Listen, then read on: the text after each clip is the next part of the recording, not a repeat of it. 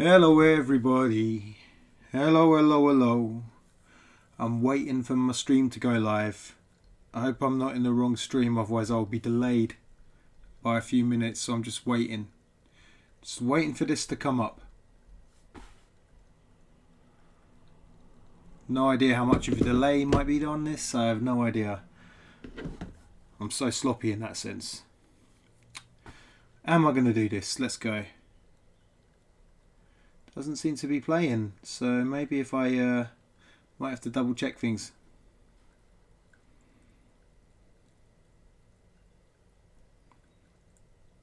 Yeah, I'm live. There I am. Don't have to worry about all that then. I can hear myself. All my delay. I keep on worrying every week. I always think, I've not done something, and sometimes I haven't done something, but you know what? It's not the end of the world, is it? I hope everyone's had a good week. Let me turn this phone down.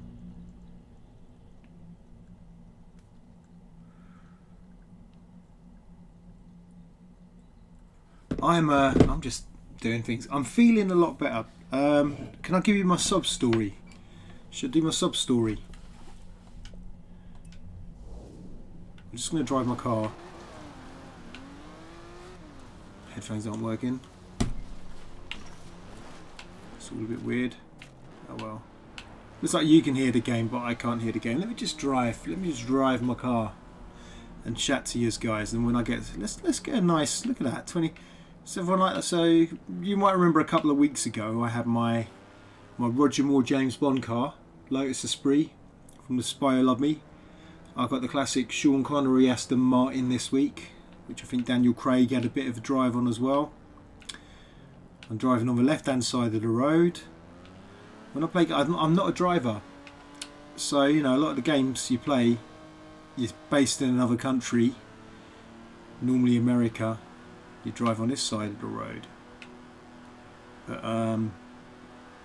not in England. This side, the proper way, proper imperial way of driving on the road. So I'm just driving. I'm going to find myself a nice spot. That's some random toss pot. I'd rather play this game completely offline, to tell the truth. I play games to get away from the stupid citizens of this planet. So anyway, let me tell you about my week. Let me tell you about my ailments. It's like the Book of Job, I'm telling you. So about a few weeks ago, me and the family had to isolate because the lady of the house had symptoms. So we isolated until we got a test, and the test took forever to come. It got kind of lost in a whole bunch of postal services. And let's keep driving this way, shall we? So we got lost, and we finally took the test. She was fine. We could get on with our life, send the kids back to school. During that little bit moment of isolation, I injured my back. I think I was working out. That's another story. Like, I've been trying to shed my belly.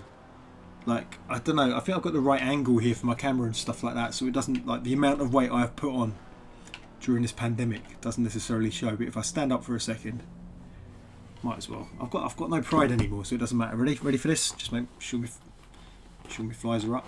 Right. Okay. Look. Ready? Look. This guy. His face looks kind of slim, doesn't it? He looks a bit stocky. Yeah, but then you get. Oh, where is it going? Now, I don't know if you can see that. But it's just like, see what I mean? You guys get the action here. So yeah, bit of belly.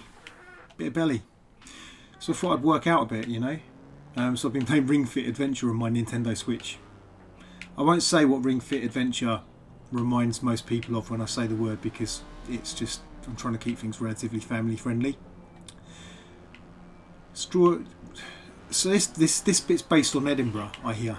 I've never been to Edinburgh. I'd like to go to Edinburgh. I'd like to see the Ray Harryhausen exhibition. Anyway, back to it. So I was working out, doing Ring Fit Adventure, and I did my back. So I went from being isolated, then while I was isolating, did my back. Then after that, so I was pretty miserable. And then after that, my kid, like, you know, like how we've been isolating and wearing masks and stuff and washing our hands, and so we've not been getting any germs. That's what most people say. I saw like a copy pasted tweet from a young person saying exactly that. You know, isn't it amazing? I've not had a cold for 18 months. Sorry, I've got to keep my eyes on the road here before I do some damage.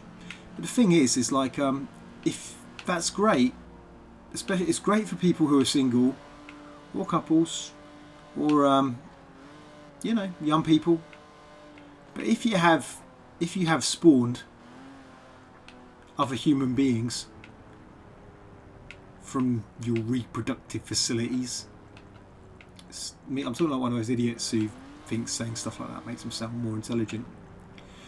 If you do that, you end up having to send your kids to a germ warfare lab called a school every few days. Every day. And they bring back germs. So I caught a cold, Now normally I have a cold, it's like 4 sneezes and a nose blow and I'm done.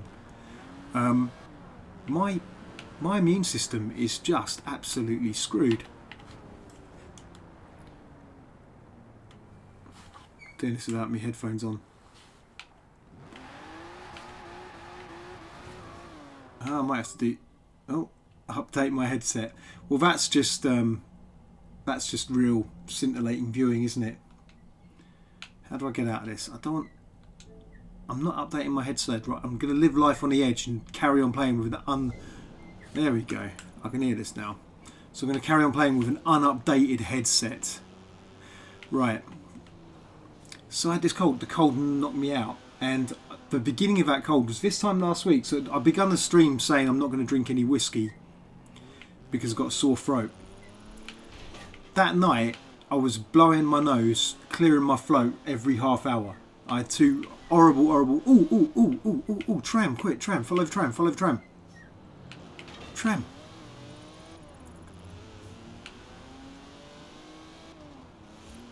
Where's the tram going? So, yeah.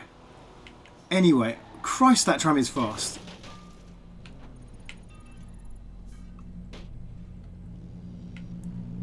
Where were we? It just wiped me out. I got wiped out. Wiped out with cold. You know, it was like one of those heavy colds that people think is flu, but they go to work. They go, I've got flu, but I'm going to work. But when you got flu, my favourite description of flu was something my dad's doctor told him. When he said, I don't know if I've got the cold or flu. He said, if someone dropped a £5 note outside your window right now, would you get out of bed and pick it up? Dad was like, no. I'm guessing he was on the phone to the doctor. Doctor's like, you got flu. Which sums it up. So I don't think I had flu, but I felt rough. So I think it was just rubbish immune system plus this cold, you know, this from the germ warfare lab that we like to call primary school. I'm just driving aimlessly around Edinburgh. It put me on such a... So anyway, after this string of ailments, I was on a massive downer. I really was. I was anxious. I was depressed. I wasn't feeling good. And I know a lot of people aren't feeling good right now. There's a pandemic.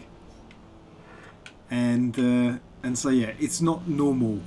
It's just not a normal time, and we should never be forced or gaslit into thinking it's normal.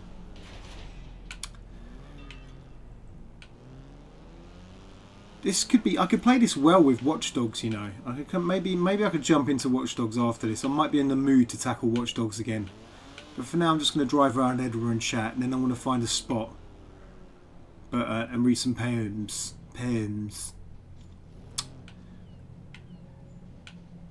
I don't know Edinburgh at all, so I can't say anything about this gorgeous bridge over this river. You know what I can do, though? Here we go. So this is my plan for this.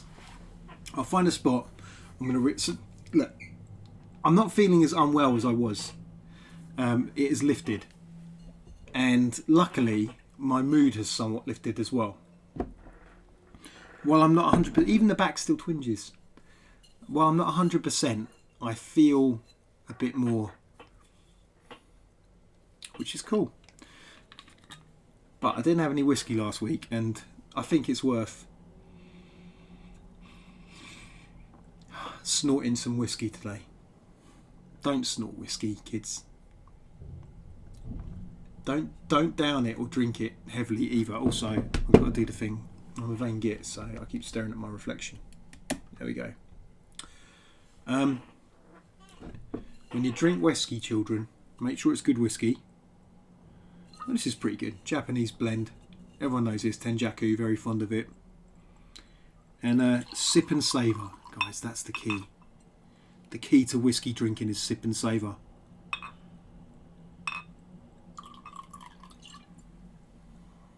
There we go, that's enough for now. Getting to the bottom of the bottle. I haven't had any booze for... Oh no, did I have booze this weekend? Yeah, I did. So much for my illness.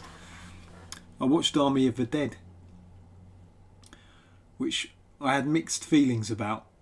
I could talk about it for a second while I go into drone mode. Anyone who knows me goes, Niall goes into drone mode all the time. He's always droning on about something.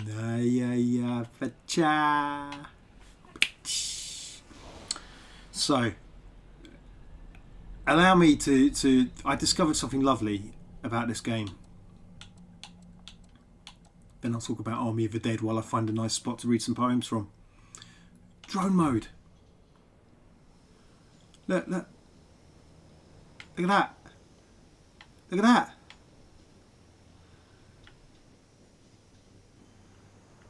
Oh, it's kind of still on rails a little bit, this game.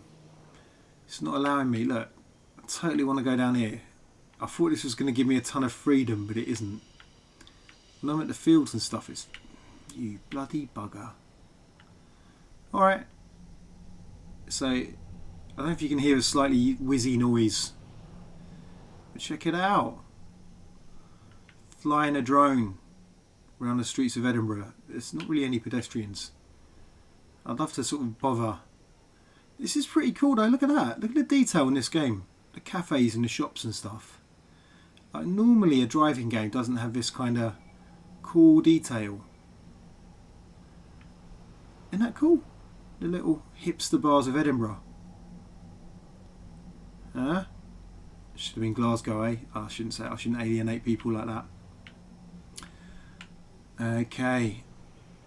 Look at the shops. There's a pharmacy. Pretty good, but there's no people. No one's walking about, are they? It's slightly... Oh, look, upstairs windows. It's kind of amazing though. Oh look, okay, it's beginning to... That's like almost exactly the same as something. Oh, and the chairs look a bit like what? Oh, it's a display. That's what. Maybe that's why the chairs look weird. Because look, there's some chairs that... No, it's all a bit...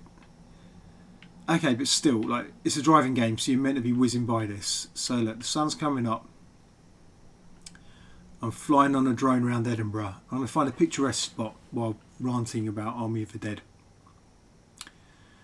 I sometimes feel a bit sorry for Zack Snyder. I know, hear me out, right? Because you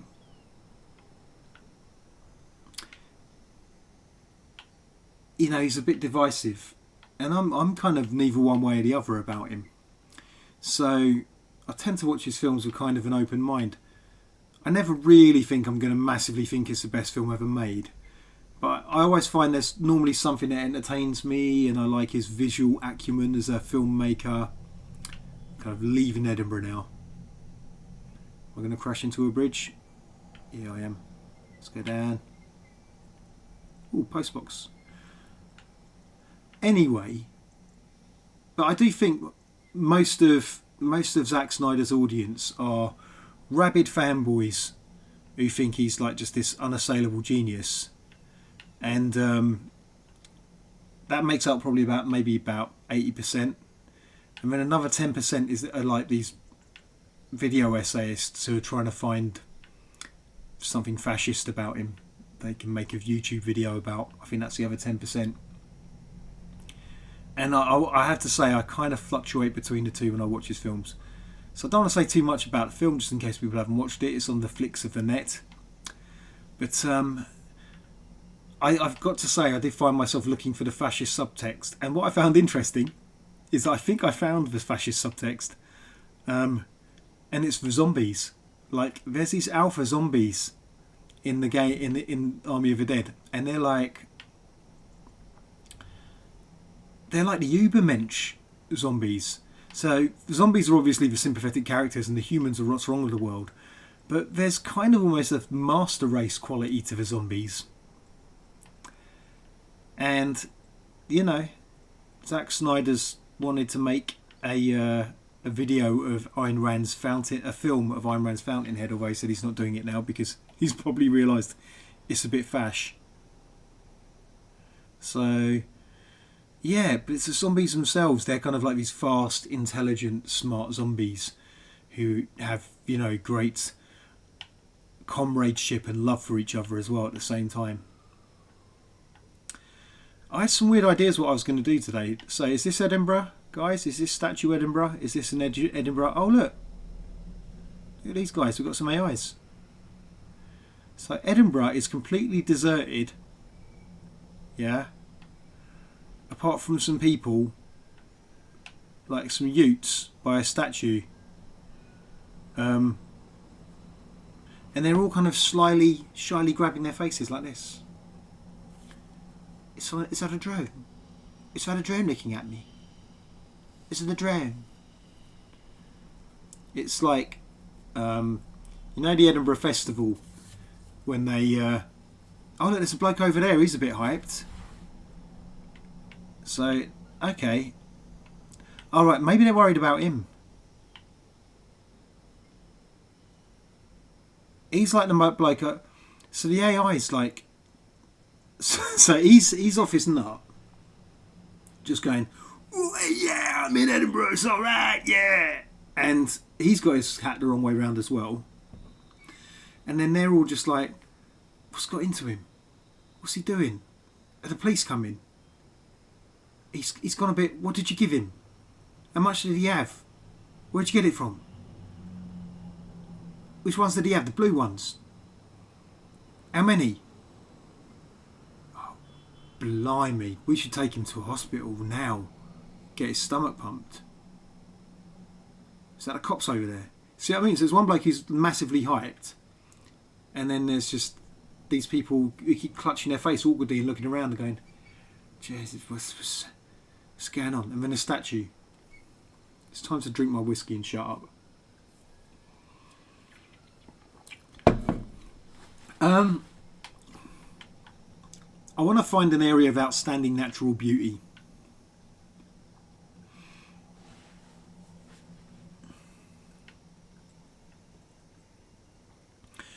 And then I'm going to read some, because I was going to read some nature poems, and most of us, sorry about our giveaway sniffle there from me. That's all very pretty, isn't it, eh? What's the castle in Edinburgh? See, I've forgotten the name of the castle in Edinburgh. I know Arthur's Seat, that's actually in this game.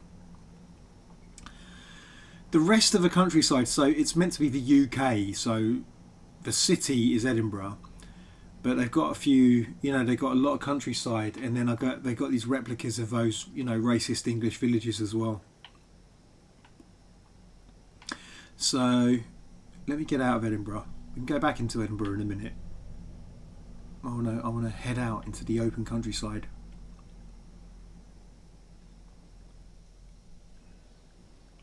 On my drone.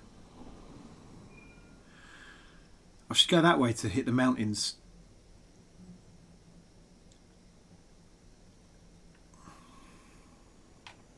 I can't go on people's land in this drone, it's really weird. You can go across fields and stuff, but you can't. There we go. Hooray, we're out in the countryside.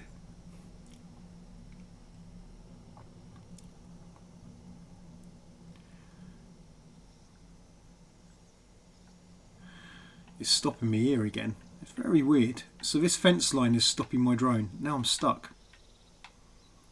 I can't move.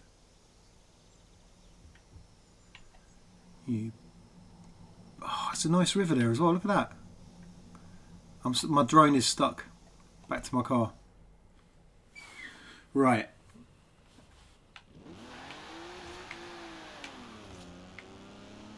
I will commence the reading of poems in a minute, okay? So yeah, that was a very short monologue about how I think the actual Nazi subtext or the fascist subtext of Army of the Dead is actually the zombies, and it's kind of what's clever about it.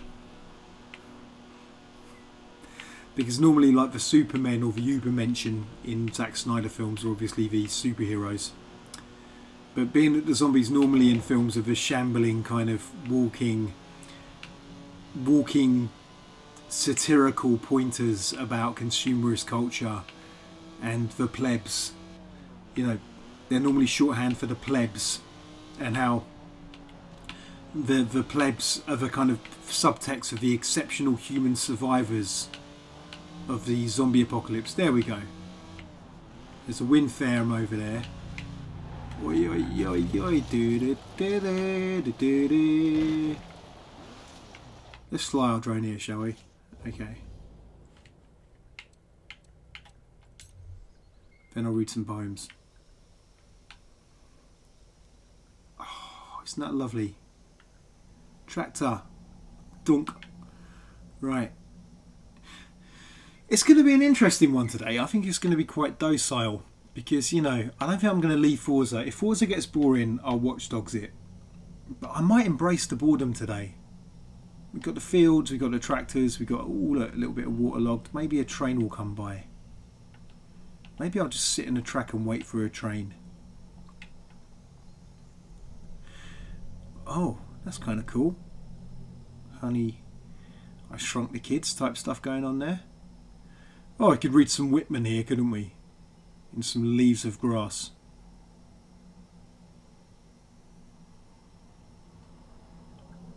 That's kind of cool, isn't it?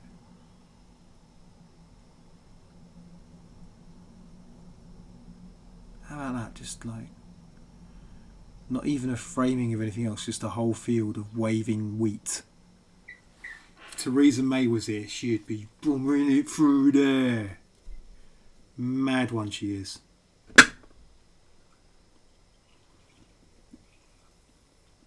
I'll write in a minute.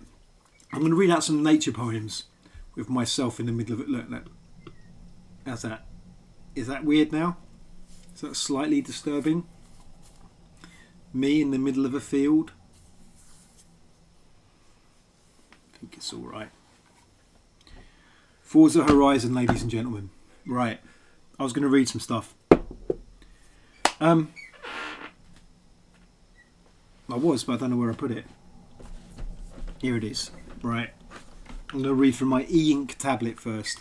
Sorry, I showed off my very, very, very disorganised and chaotic office area. I was going to read from a famous bit of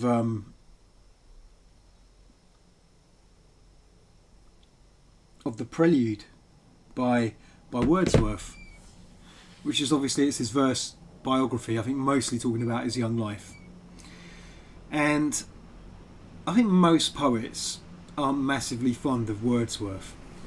Ooh, so train. Where'd it go? Train.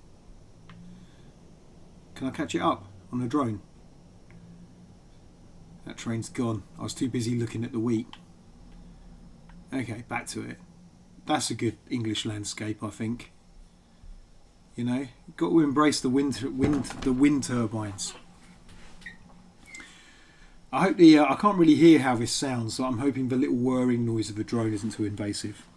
So, William Wordsworth, former poet laureate, and I think the problem with Wordsworth is, and it's not entirely his fault, I think because Wordsworth is like the reactionary Tory out of the romantic poets. You know, you've got all these other romantic era poets, be it like William Blake as the man who beat up a soldier that strayed into his garden and wrote all this real visionary poetry.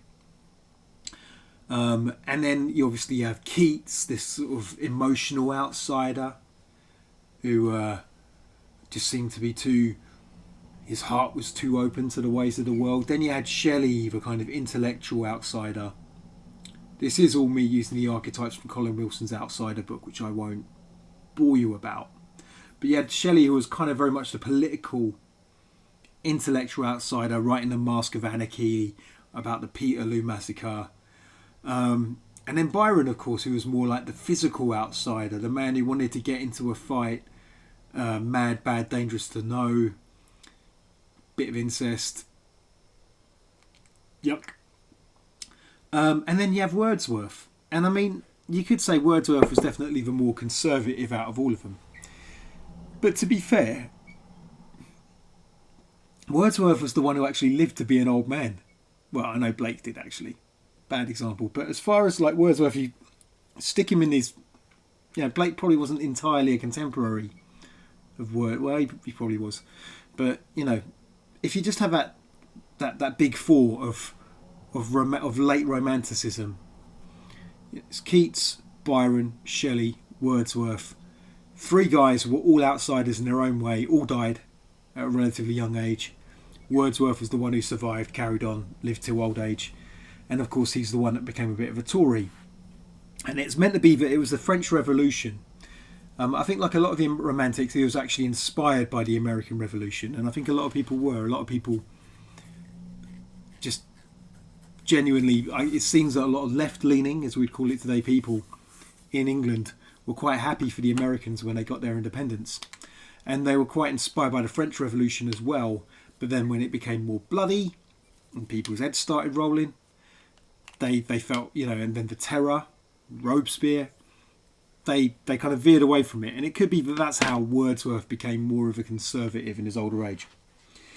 That's just my shorthanded way of saying that people just don't seem to be as into Wordsworth, among poets at least. That said, I thought I'd read a famous passage from Wordsworth. I was going to do this from a virtual lake. Because, you know, everyone knows the bit I'm going to read out from the prelude, but I've got the map active. I'm going to hide the map because I think that will make this more immersive for me. There we go. So, because I'm not looking at the map,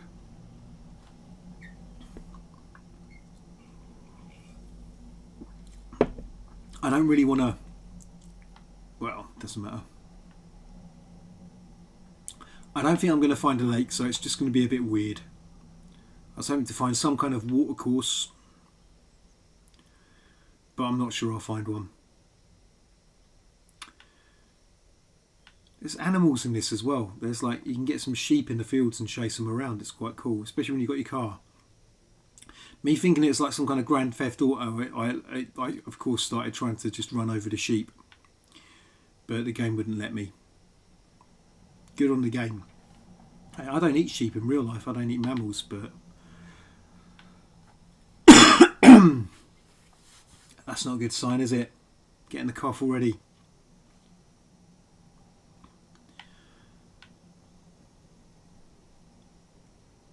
I've got a funny feeling I'm heading back to Edinburgh. We don't want to do that yet. We don't want to do that. Let's back into the field. Away from the bloody golf course as well. Can I smash into this? No.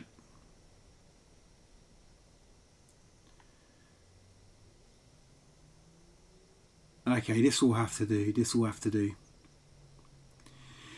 Of course, this landscape is very reminiscent of the fact that there's not really any real nature. Oh, there's a hill there. Let's go up that hill, and I'll do my reading of Wordsworth from that hill. Then I'm going to read some Adrian C. Lewis because I feel like it, because I really like Adrian C. Lewis.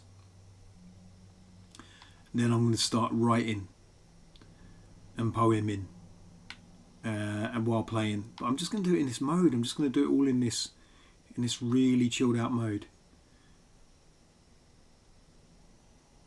So let me get to the top of this hill. And then I'll read some prelude out. See, I'm thinking at the top of this hill I might see a lake.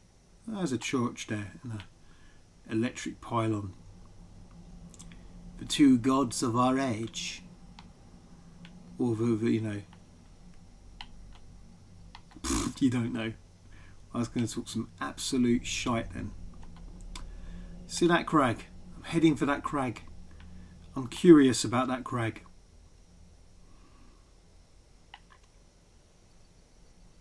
I will sit atop a crag and read Wordsworth. I will read the craggiest of the romantics.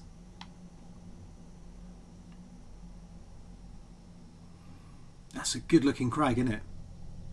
I don't know if I should be looking at the crag or sitting atop the crag. Let's sit atop the crag. What's there? Some kind of sign up there, look. Okay. See if we can get up here. The crag, ladies and gentlemen. Get me up your crag. Right.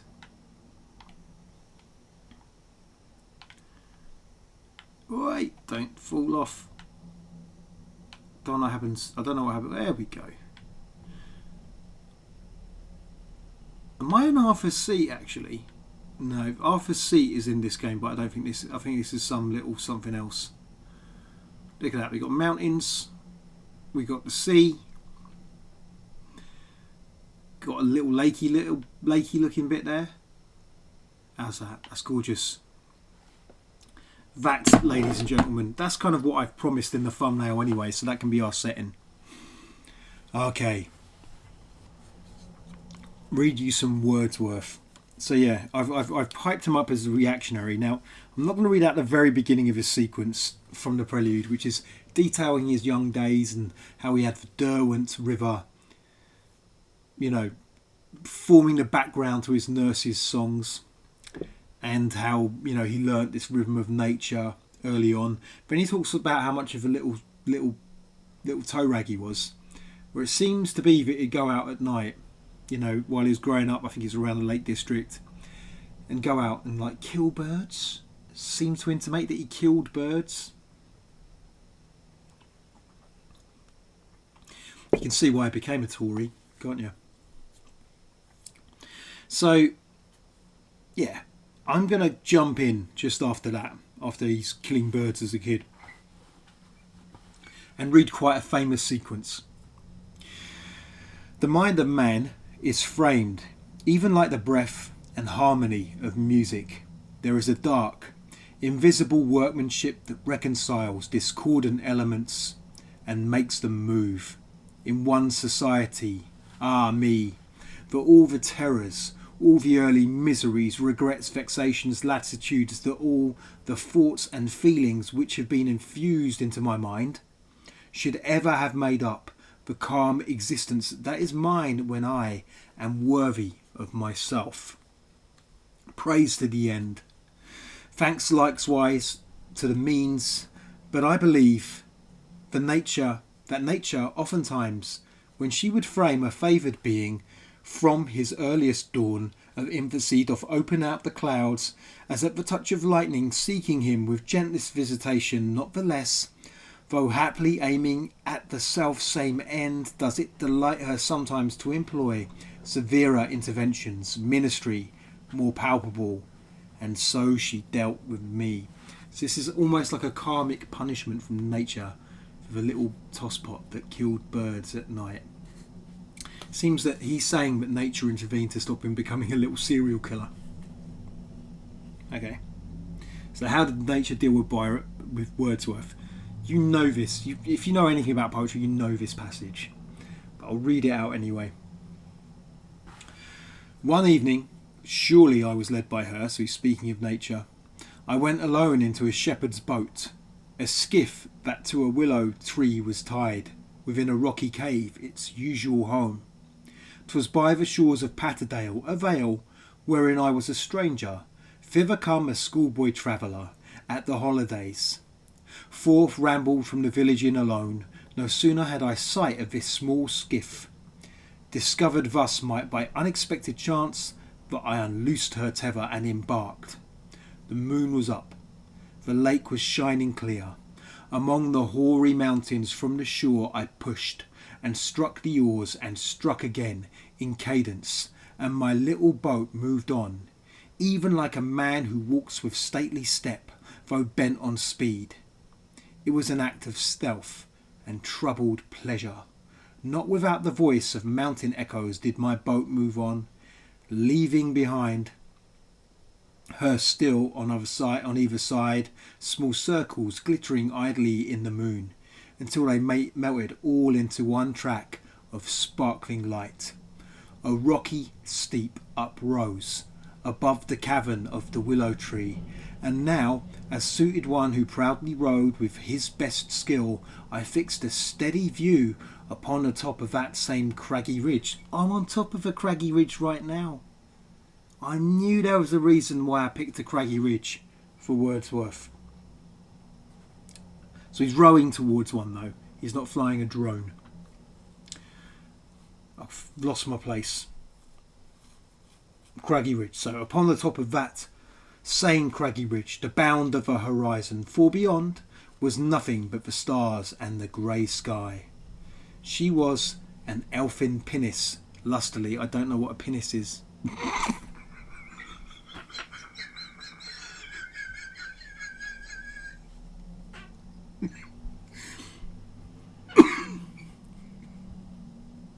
Let me just show you the word, right?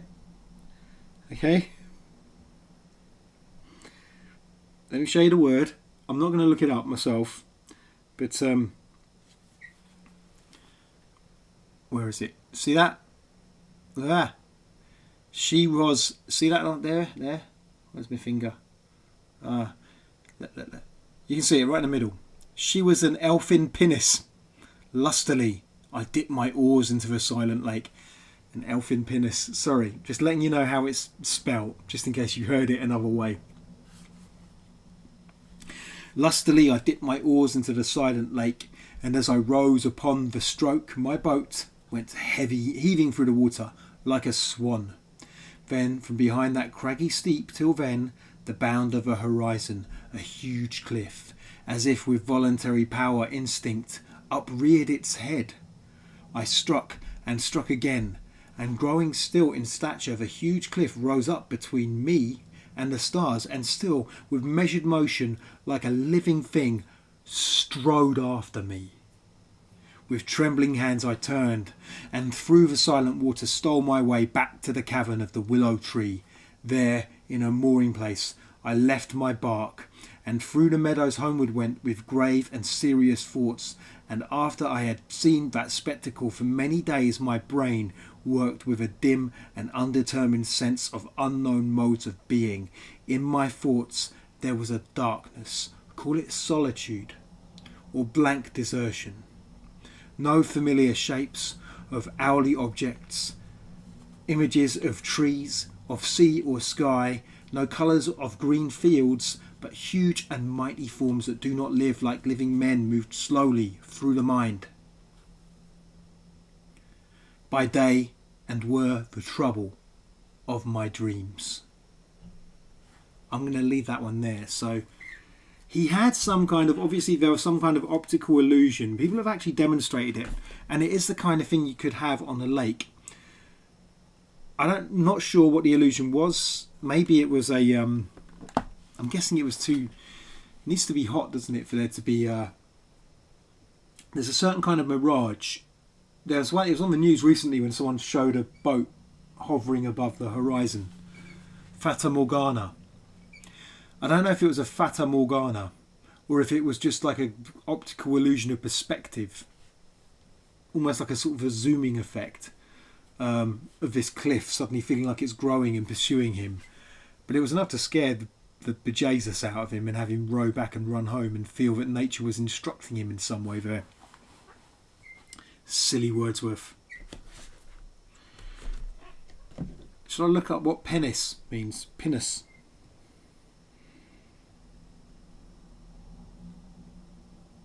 It's a boat. Pinnace. Let's hear how it's pronounced. I'll turn my speakers up. Here we go. How's it pronounced? Pinnace.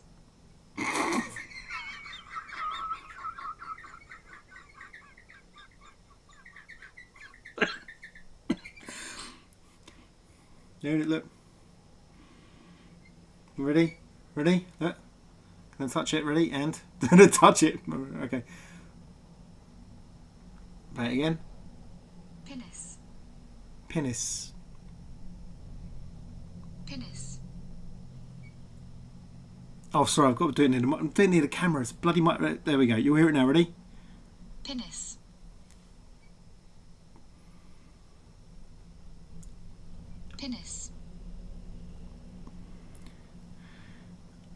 Penis.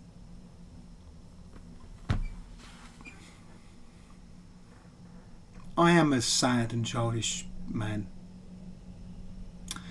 I'm going to read some Adrian C. Lewis now. Maybe I'll read one of my own after that, and then I'm going to get to writing. Okay, let's find another spot. Let's leave his crag behind. Bye bye crag. I wonder if I can find an unmoored pinnace. I don't want to stay in the session.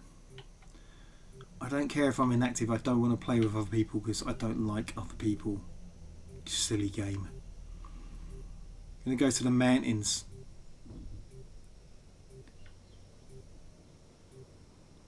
Eight, 7, 6, 5. Oh, is that a train? There's a train. There's a train. There's a train. Yeah, good.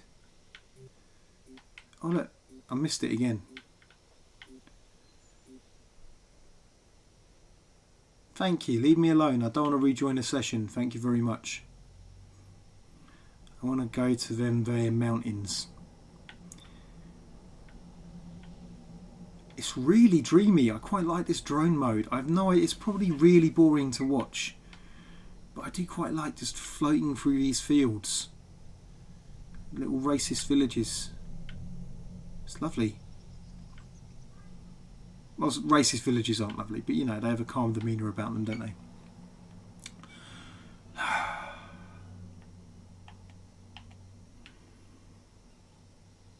Yes, they are.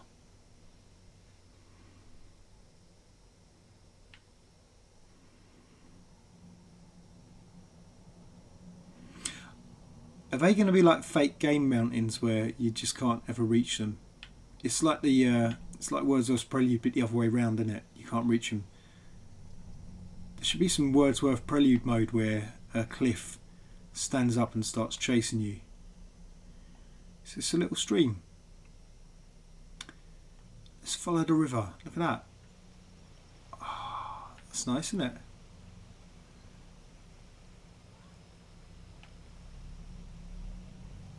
Oh, I like this. Very restful. A little river. Lovely.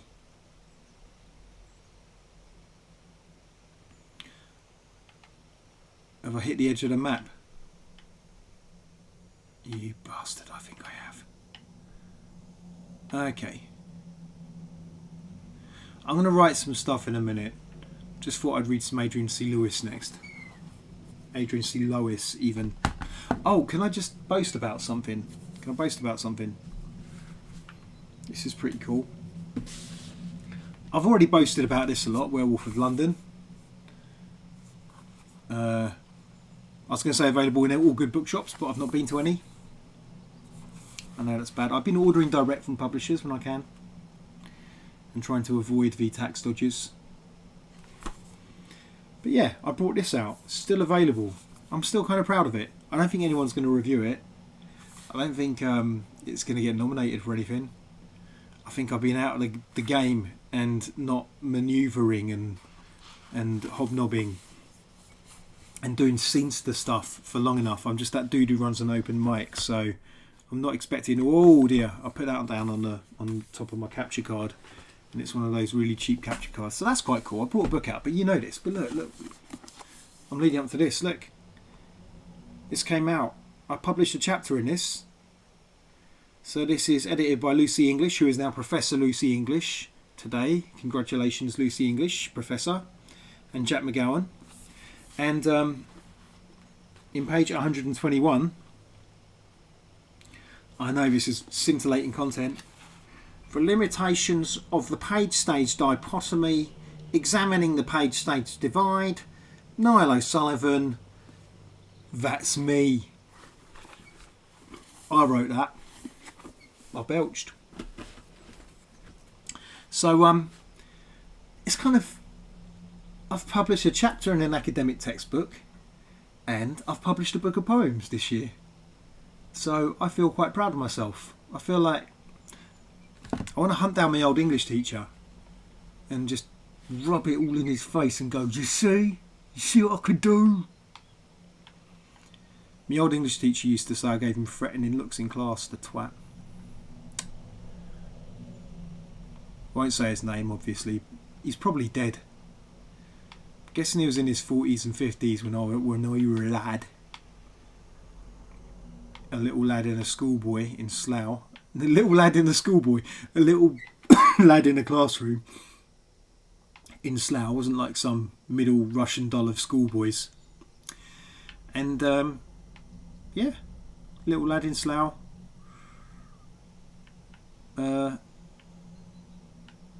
It's driving me a bit mad the way the sort of like the effect that fences have on this silly drone. Oh, can I go over? No, I can't. I've got to be careful. That's where I got stuck before. Okay. I'm in a bit of a nondescript field, so I'm just going to read some Adrian C. Lewis. But yeah, I'm just happy that I published 2 books this year. So obviously, well, I didn't. I published 1 book and a chapter in an academic book, so I'm quite proud of myself. I am going to read some Adrian C. Lewis. Adrian C. Lewis, there he is, describes himself as a half-breed Indian, or described himself, because I know I normally do one dead poet, one living poet. Unfortunately, Adrian passed away in 2017, if I remember right. But was my favourite living poet. That's a problem with my favourite living poets, they die.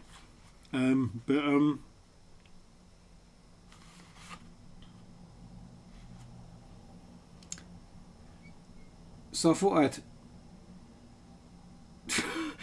I've got to say some of this stuff's a bit inappropriate. So I'm just going to try and find... Let's read this one. This one's quite sad. I was feeling this a bit earlier. When you have white hair. When you have white hair, love is like the phantom pain of a lost limb. It's a good line break there.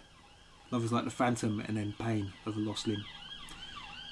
When you have white hair, love is a memory of a memory. A rattle of leaves in an autumn brain. When you have white hair, your ancient nether regions are blanketed with either snow or cobwebs.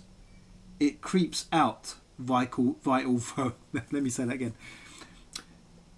When you have white hair, your ancient nether regions are blanketed with either snow or cobwebs.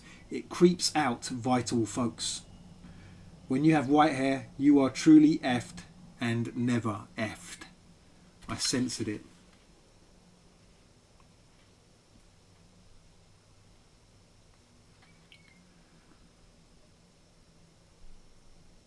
Oh, this one looks quite angry, but it seems to have a bit of nature in it. So let me read this one, and then I'll go on my own write poems journey. But Adrian C. Lewis, I think it's because I had to get the taste of words. I like Wordsworth, and I like that passage, obviously. And Wordsworth, I will never write anything as good as Wordsworth in my life, which is fine. But I still think I can be a bit sarcastic about Wordsworth. But anyway, this is called Electric Snakes 3. The book is called Electric Snakes. This was his last book. He thought it was the best book. He was saying, like on his Facebook and stuff, he thought it was the best book he'd ever read, and he's written, and he's published a lot of books. So, Electric Snakes number 3. In the vertigo of snow, brain wires are crossed, spitting, hissing. Are these my last minutes, or is it merely October? Wind banging my screen door. Maybe it's witches to come to place warts upon my ageing face. I effing detest witches. I do not like their dank bedside manner. I don't like their sour cooking or their ability to change Roquefort into rogue farts. Playing the old words there, Adrian. 2. This anonymous email came. Sooner or later, your once loved body will betray you and you'll swim in a swirling cesspool of decay and disease. It happens to each and every one of us, so quit your pitiful public whining. Not a fan, obviously. 3. For the past 30 years I have smelled the cheap perfume of the little careerist whores who marched under the banner of literature. Here we go, left, right, our reeking careers on parade. I like him a lot. 4. I live somewhat anonymously in Snowflake, Minnesota. It's got a bad gene pool and is galaxies removed from the real world. but many folks here still understand the concept of manners. It's a million miles from Murderopolis, Minnesota, but very close to North and South Dakota, each one a frozen Mississippi of the high plains. This town is eerily remote from the real world and quite unbearably white, and it seems I am here for the duration.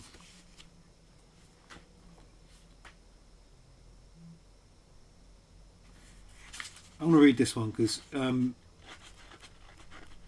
think his wife had Parkinson's or some kind of degenerative condition, and she eventually died from it, but she was in the home for quite a while, and him living in that big old America place had to end up when they say, I've said this before, isn't it, difference between America and England is England thinks 100 years, England thinks 100 miles is a long distance, and America thinks 100 years is a long time. So you always hear Americans saying stuff like, oh, it's fine, it's just a 3-hour drive away. And they're like, what? Yeah, okay. Anyway, that's the background. But he was quite far away from her. And the book that came 2 books before this one, Savage Sunsets, sort of details her last days. But this is 2 books later, and this is his final book in the end. So I'm going to read this one. Got those lonesome blues in small town Minnesota. I'm awakened by American greed, speeding through prairie night. There is nothing romantic about the ghostly howl of Burlington and Northern Railroad tankers hauling highly flammable crude that can incinerate this town. At midnight, in a shotgun shack, I fear the railway and petroleum robber barons more than ISIS, and I fear senior citizen loneliness more than distant immolation. Darling, I was dreaming of you when trains pulled me awake and our wet lips parted ways. The last time I kissed you was 10 years ago. I shivered while you slept in your coffin.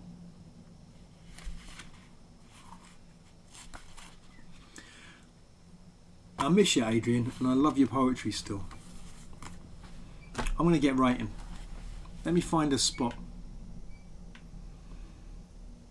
And I've been doing that. Maybe I have to drive my James Bond car to find a spot and then start droning. Maybe it only lets me go. I thought I could move around the whole map. Maybe I have to drive. Okay. Oh, what's going on? It's not letting me do anything. Oh, I see. Hide UI. Okay.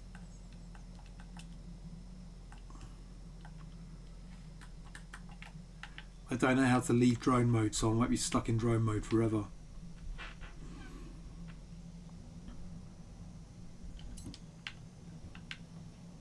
I'm going to find a spot and start writing.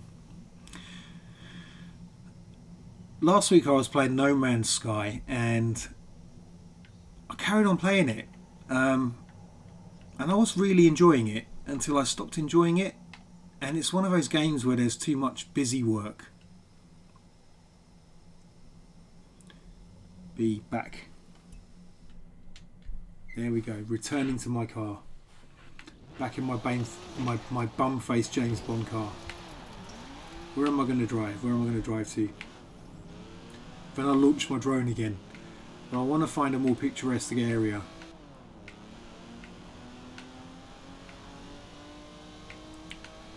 Right now I've only got the chat active, so I can't really see how many people are online, so I've no idea if I'm broadcasting to 0 people.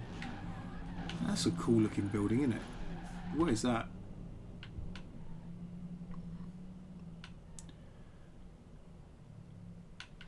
Let's do a jump. It's probably not the best. Ironically, an old James Bond car is not the perfect car for jumping with. It looks like I can do. There's a ramp there. Let's do this, and then we'll try something out. I could see a ramp in the distance. Where is it? It's there. Here we go. Ready? Wish me luck. Here we go. Let's get some speed up. Here we go. Here we go. Yeah.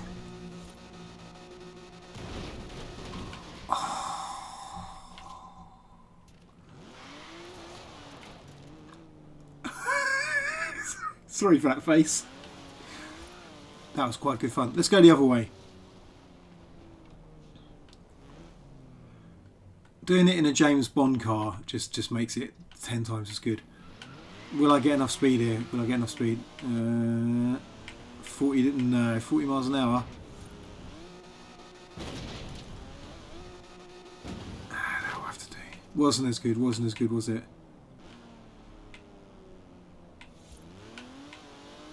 Right.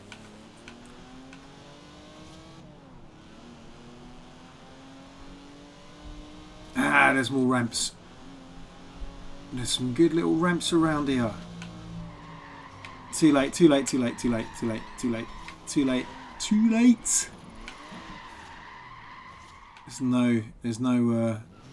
no grip on these tyres. 007, I've given you the least grippy tyres in the world. That's my Q impression. Desmond Llewellyn. I'm going this way. I'm going towards the... You can actually do races in this game, but I just quite like hearing it about the open world, I have to say. Right. Drone time.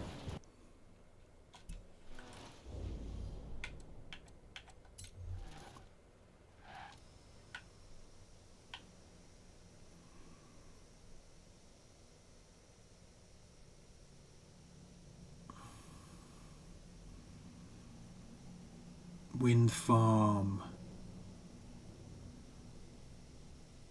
Oh, and some thunder. Let's do it. Let's do some writing. Let's write some goddamn poems. You sons of bitches. Right, okay. Got to do my little underline thing here. Let me change it to the share with camera screen as well. Here we go. Live writing. Here we go. Right. So I've got some leftovers from last week's session. Let's push that up out of the way. There we go.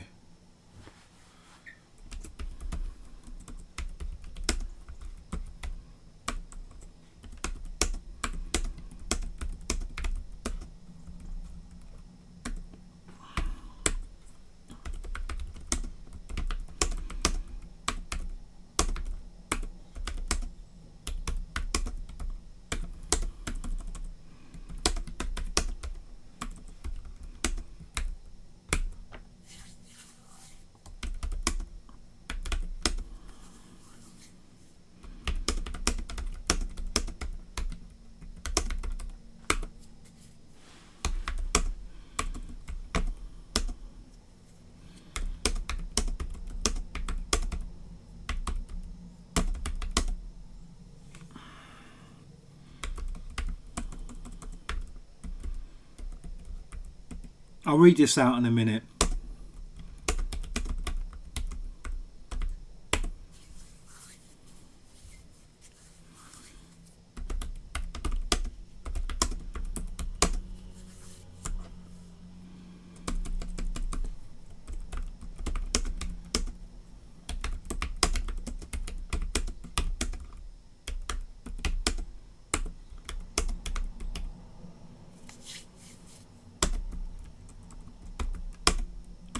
This line will make no sense.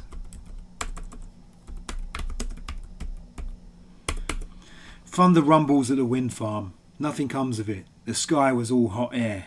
The wind can be one to boast too, but it's not so much the orchestra as the conductor, forcing the world to bend and groan. I'm always misplacing apostrophes, for God's sake, to its ever tilting whims. Let's keep going.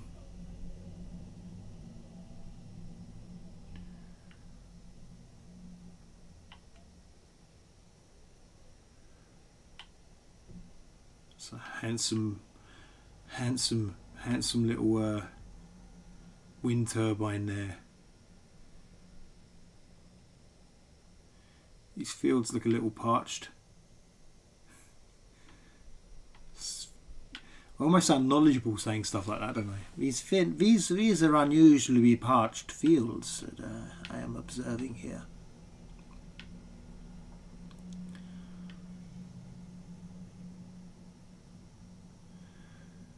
I was a kid growing up in this place, would I be poncing around? Oh, look at that. That's kind of a good juxtaposition here. I wish they didn't have these leery little placards. Like, I don't care about your Forza Horizon Festival. Can I get in here? Oh, come on, let me in. Let me into your little...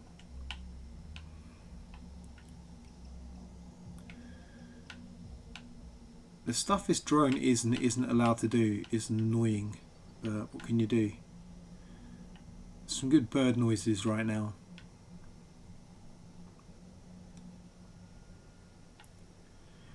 I think that's heather.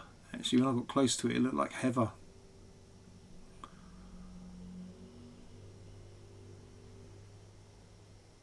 think we're getting near the sea.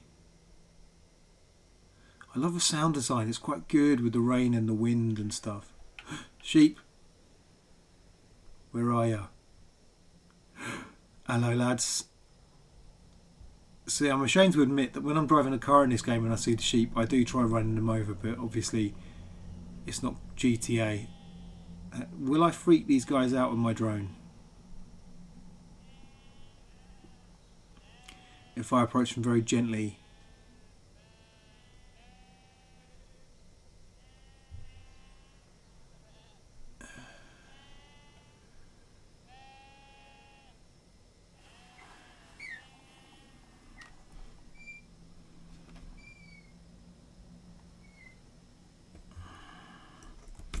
Sheep brains. Woozy on chlorophyll.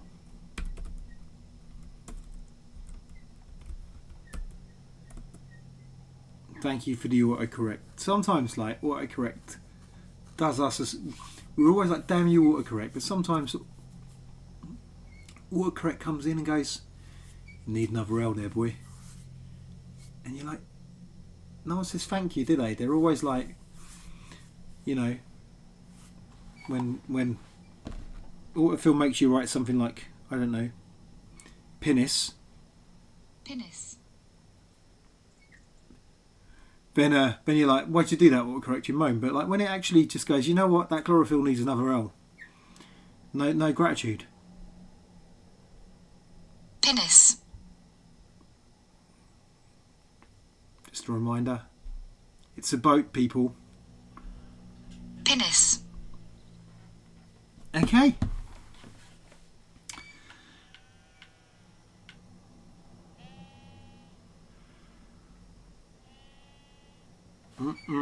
Sheep brains woozy on chlorophyll. Sheep brains with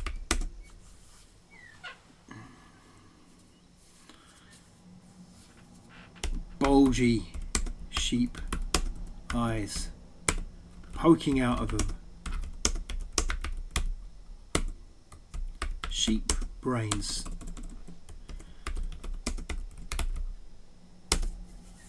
With bulgy sheep eyes cruising through the monotone sustenance. Oh, this is where... Yeah, that's not a word, is it? Yeah, like a second time's a charm, eh? Bulgy sheep brains with bulgy sheep eyes cruising through the monotone sustenance of green.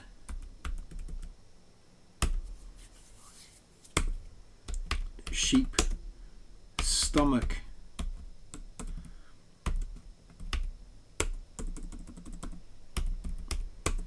Hovering a foot above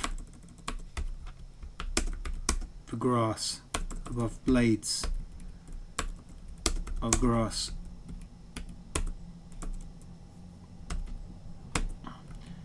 As it fills with it, as it fills with grass. sheep jaws grinding green.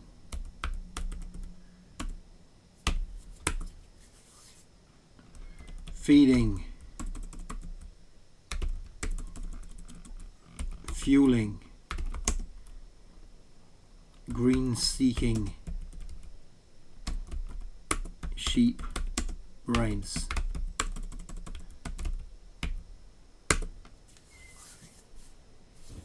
Little meat.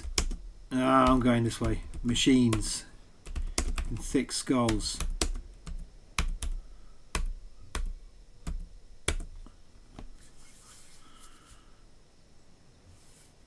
The silence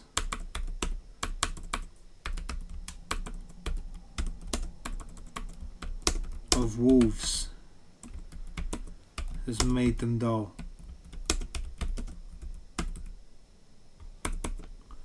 I'll leave it there. You right, lads? Whee, sheep cam, sheep cam. Follow the sheep, chase the sheep. Where is he? Whee! They're fast. They're fast, these sheep. Let's keep going. Let's go to the sea. Let's read that one out, shall we? Sheep brains woozy on chlorophyll. Sheep brains with bulgy sheep eyes poking out of them. Sheep brains with bulgy sheep eyes cruising through the monotone sustenance of green. Sheep's stomach hovering a foot above a blade of grass. Above blades of grass, it should be. Blades of grass as it fills with grass. Sheep jaws grinding green, feeling green, seeking. Sheep brains, little feeling green, seeking green. What's wrong with me? Sheep brains, little meat machines in thick skulls. The silence of wolves has made them dull. A little bit of a rhyme between skull and dull there. Lost my place in the stupid map. Don't know which way I'm going. Sheep. Oh look, balloons. Right, so if balloons are that way, I think the sea's that way. Whoa, sheep in the road. What are you doing, lads? Not chased there by some kind of drone by any chance, were you?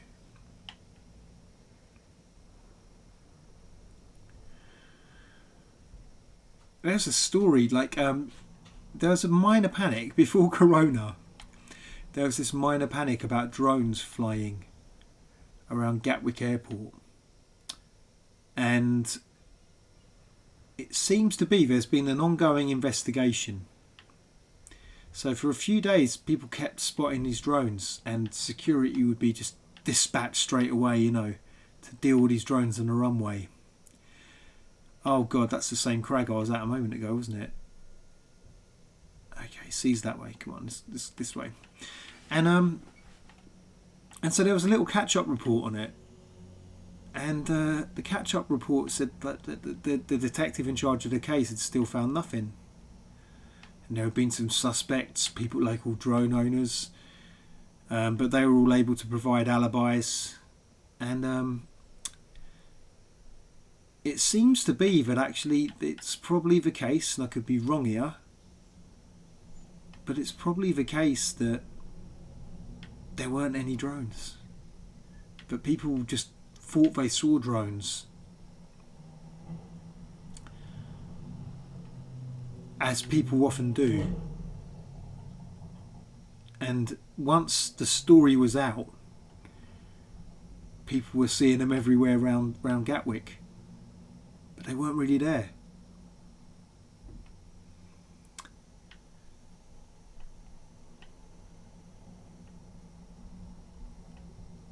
I love cloud shadows across big fields. Just thought I'd say that.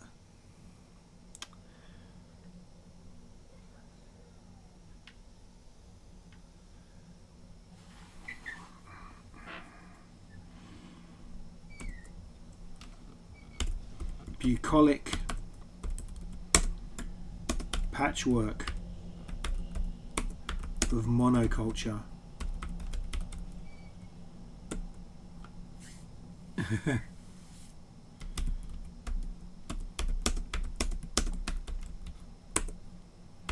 over a swathe of green,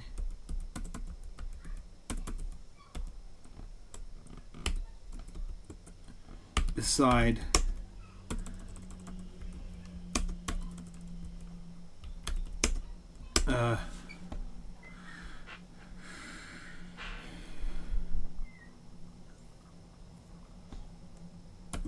an antiseptic blaze of yellow.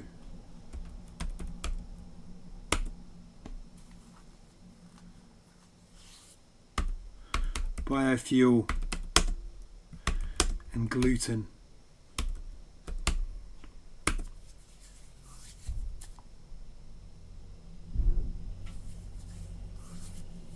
Gets Daddy to the office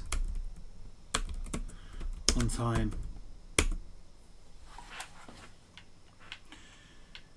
I forgot which way I was going again. That map's a bit useless, so let me hide it. Bucolic patchwork of monoculture. Shadow of a cloud over a swathe of green, beside an antiseptic blaze of yellow. Biofuel and gluten gets Daddy to the office on time. I write some shite sometimes, don't I? I'm a bit obsessed with Zack Snyder this week. I'm sorry, I was talking about it earlier. But, train! Where are you? It's like a effing ghost train. Oh, there we go. I saw the train. That's a fast train.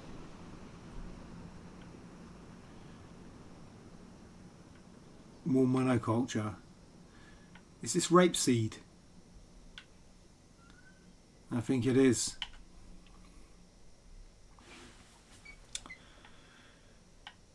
Anyway, Zack Snyder was talking about how much he likes England and about how he lived in Hammersmith or something in a small flat at first when he studied in England. And then when he was making one of the Justice League films, he came back and he had a nice big house out in the country to live in. And he said he liked the English countryside because it's so old. And I don't know why, but I never think of the English. It's at the same bloody golf course I was at before. Is it like Donald Trump's golf course? Oh, it's all gone a bit Edinburgh, innit? Back in Edinburgh, lads. That's Arthur's Seat over there, innit? Let's go to Arthur's Seat. I know nothing about Arthur's Seat. Look, that's it, isn't it? That is Arthur's Seat. What a fine seat you have, Arthur. I should have looked it up, shouldn't I? Up we go. Up Arthur's Seat we go. We moves pretty quickly, this drone, I've got to say. There we go. Is there a big pylon on Arthur's Seat? Let's find this crag here. Ah, there's the sea. There's the sea. Right. Oh, and there's like a big lake thing as well. Is that a river? We'll head down there in a minute. Let's have a look at the view. I've got to say, the map here is absolutely gorgeous, and the graphics are just, you know. There's a big game being made with this engine, with the Forza engine. So a game called Fable. I've never played any of the Fable games, but they're like open world action role-playing game with fairy tale characters. But they're using this engine to make the game. Which raised a few eyebrows, because this world is gorgeous, but is this a good thing to make a kind of dynamic world full of characters? I do not know.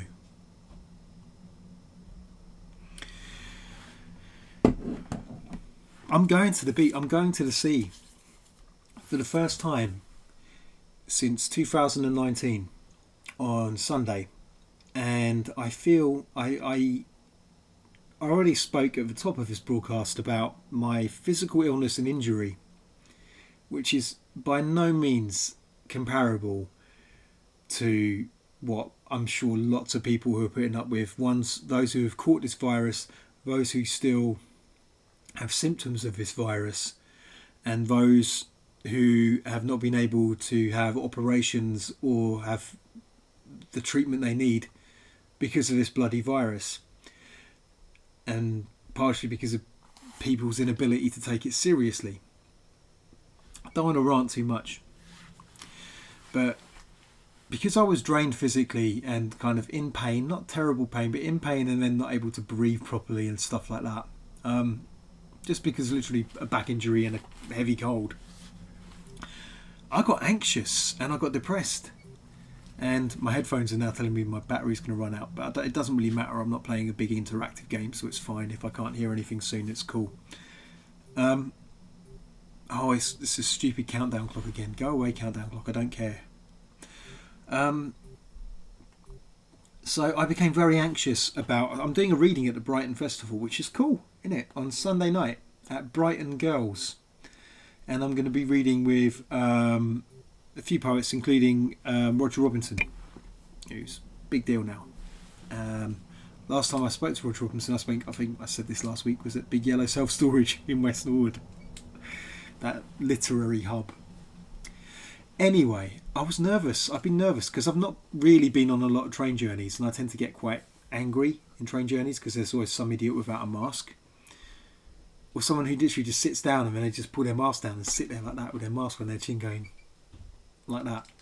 They're worse because they, you know they don't have the health exemption.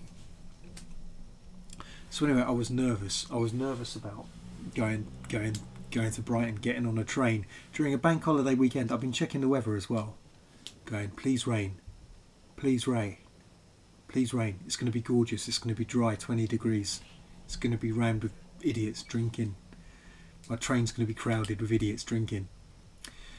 At one point, I won't go into details, but I was just being a panicking idiot to everyone. I was being a bit of a prima donna, a bit of a diva, and I think it was coming from this anxiety and this drained, sort of depressed feeling that I had. And then all of a sudden I just had this moment of clarity. I think as the back pain went away and as the symptoms became manageable for the cold, I just went, I'm just going to buy some bloody train tickets, and that was it. I just bought the train tickets, so I'm going. But I've been anxious, so I still might not enjoy the train journey there and the train journey back, but I'm going to see the sea. And it's been a long time since I've seen the sea. And it's just something that happens in my soul when I see the sea. If I didn't live in London, I probably would like to live in the sea. It's never going to not live in the sea, but live by the sea. Anyway.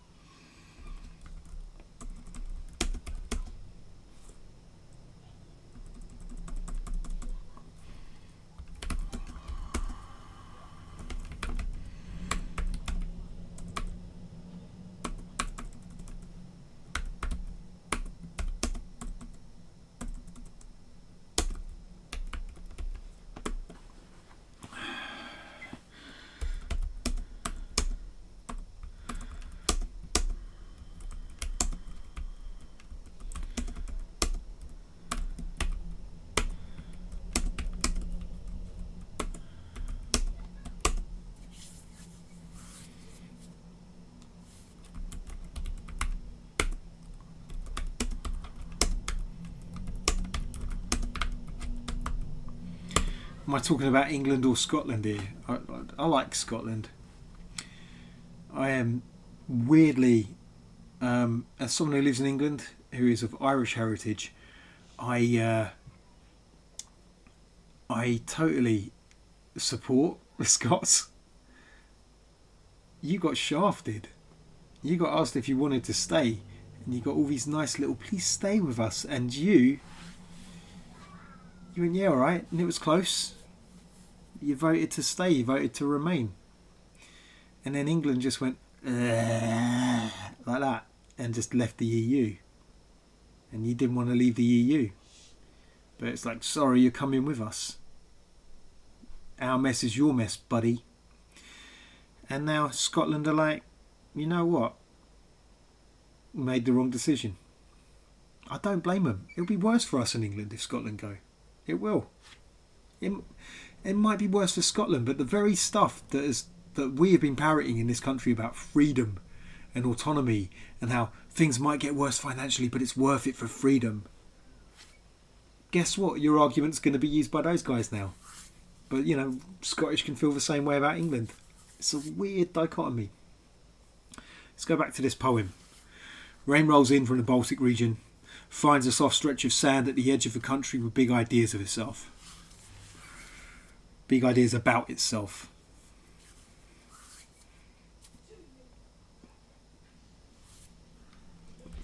The sea is just a messenger.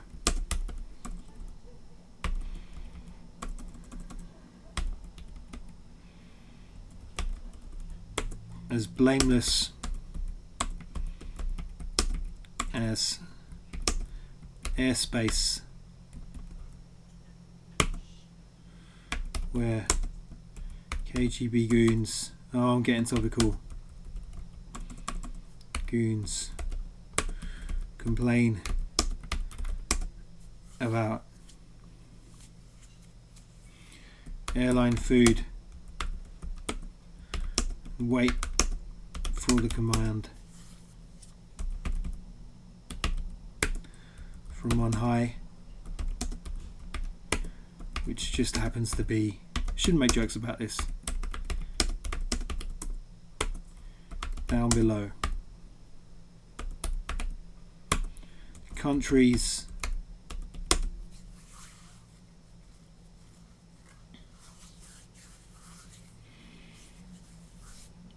contaminate blameless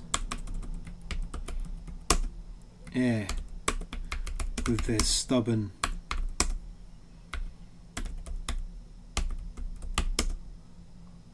boundaries. And I think of the farmer who moved a pesky milestone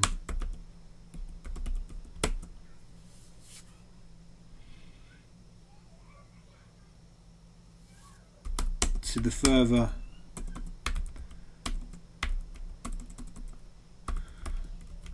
bounds of his field, and inadvertently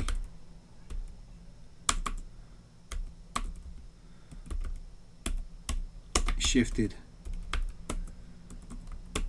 the border, another topical story, of Belgium.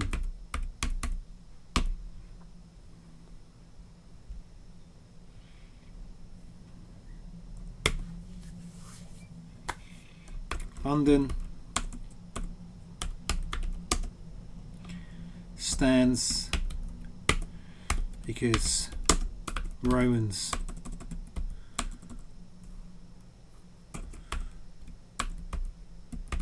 tired of rowing.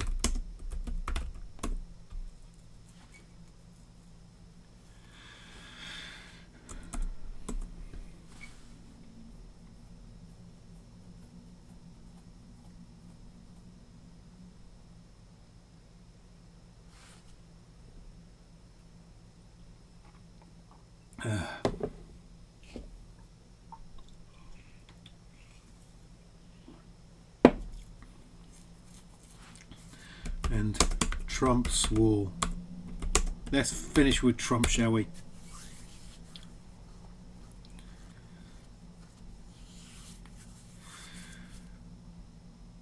Is draped.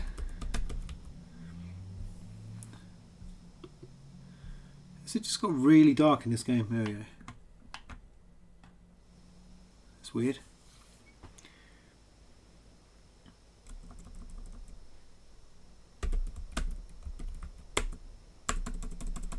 Trump's wall is necklaced.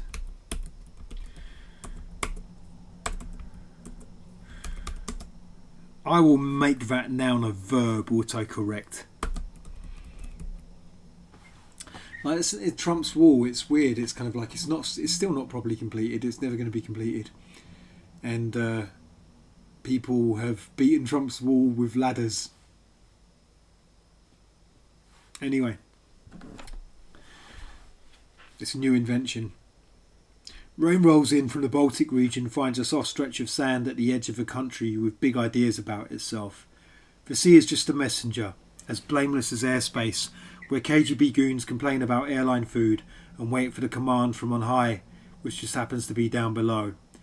Countries contaminate blameless air with their stubborn boundaries, and I think of the farmer who moved a pesky milestone to the furthest bounds of his field and inadvertently shifted the border of Belgium. London stands because Roman's tired of rowing, and Trump's wall is necklaced with ladders. Let's go to the beach. This is the same beach where I was seeing some dodgy AIs earlier, a few weeks ago. Doing alright for time, aren't we? Hour and 20. I'm actually enjoying this. Because there is no pressure to play the game, I can kind of just be more of a passive observer, and that's helping with the poems. Now, I do miss the NPCs, the non-player characters. Like, especially with Red Dead, just the people and the animals, and they would inspire me a lot of the time. So this is a bit more passive than normal. But I am weirdly having fun. I have to say I'm enjoying the lack of comments as well. No offence, people, if someone is watching and not commenting. I can get more into the flow of the writing and the experience if I'm not watching comments. Like, anyone who knows the slightest thing about streaming and Twitch knows that I am partially stealing this idea from Blind Boy. Pebbley Beach. And now I noticed Blind Boy has his moderators, and there's more of a party atmosphere for his chat. And it's not really about him responding to people. Sometimes he stops and he has a little chat with people at the end. But most of it he's just performing. It's a gig. He's just performing and people are watching. And it's pretty damn wonderful, actually. And I feel that's what I need to do. Like, you can do the comments, you can chat to the commenters, and it's fine. It's really good fun. But it can sometimes, it can stop the creativity. It stops you kind of getting into a state of flow.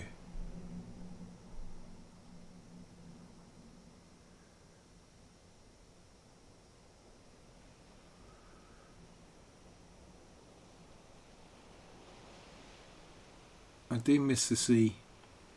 Can't wait to see the sea again. I'm not going to think of the COVID hordes, all those unvaccinated 20-somethings sort of just all spitting the Indian variant over each other. Shouldn't say the Indian variant actually, because it's the variant that comes from India, because Trump, with his whole China virus thing,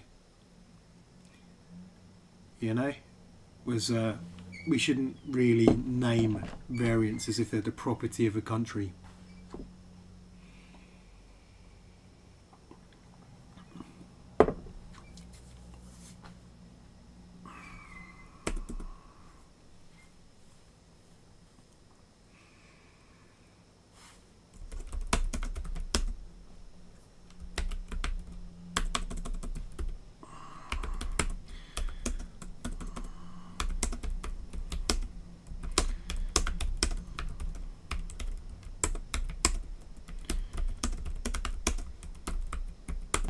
Could almost be a haiku. Let's leave it as a haiku. I don't 575 haikus. I know I say this all the time, but I don't.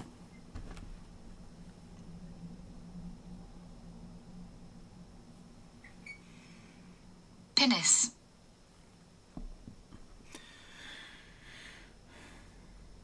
No, I'm not going to grow up. Let me just... No, I'm not going to check. I was going to try and see how many viewers I had, just in case I had... I know what happened though. I'll just look and I'll go 0 people. If you are watching, right, you don't have to comment, yeah? If you don't want to. If you want to say hello, say hello. Ignore everything I've just said. But,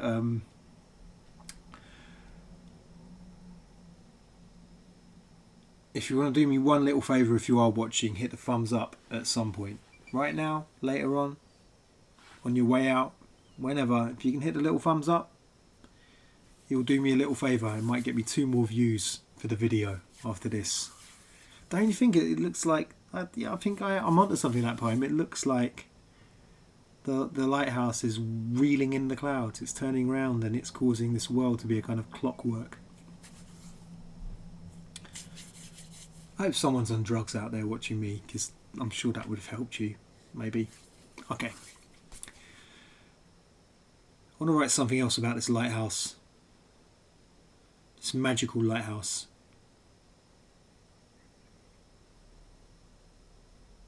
I'm kind of entranced by it.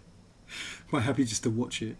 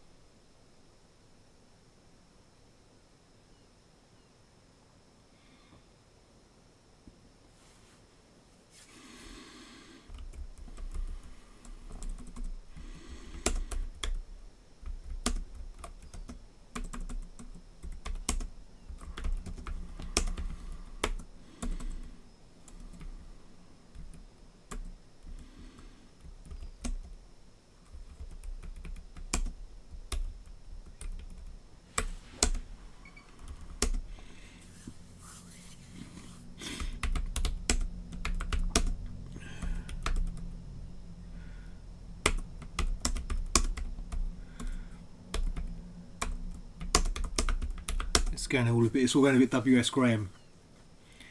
I should read the Night Fishing at some point. Excuse my hiccups.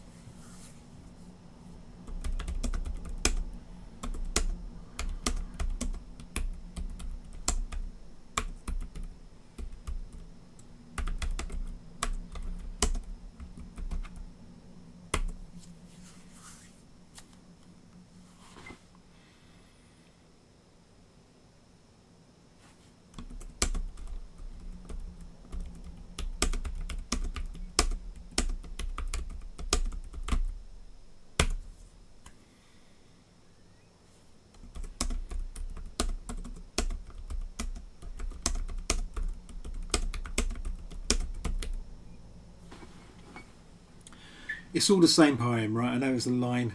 It's all the same poem. From this angle, it looks as if the lighthouse is reading in the clouds. Grass prods up from its base, and gulls shrill the gusts with cries in the blades of their wings. And the tide is not so much a roar as a hum, a warm-up, a throat warmer. There's too much warm.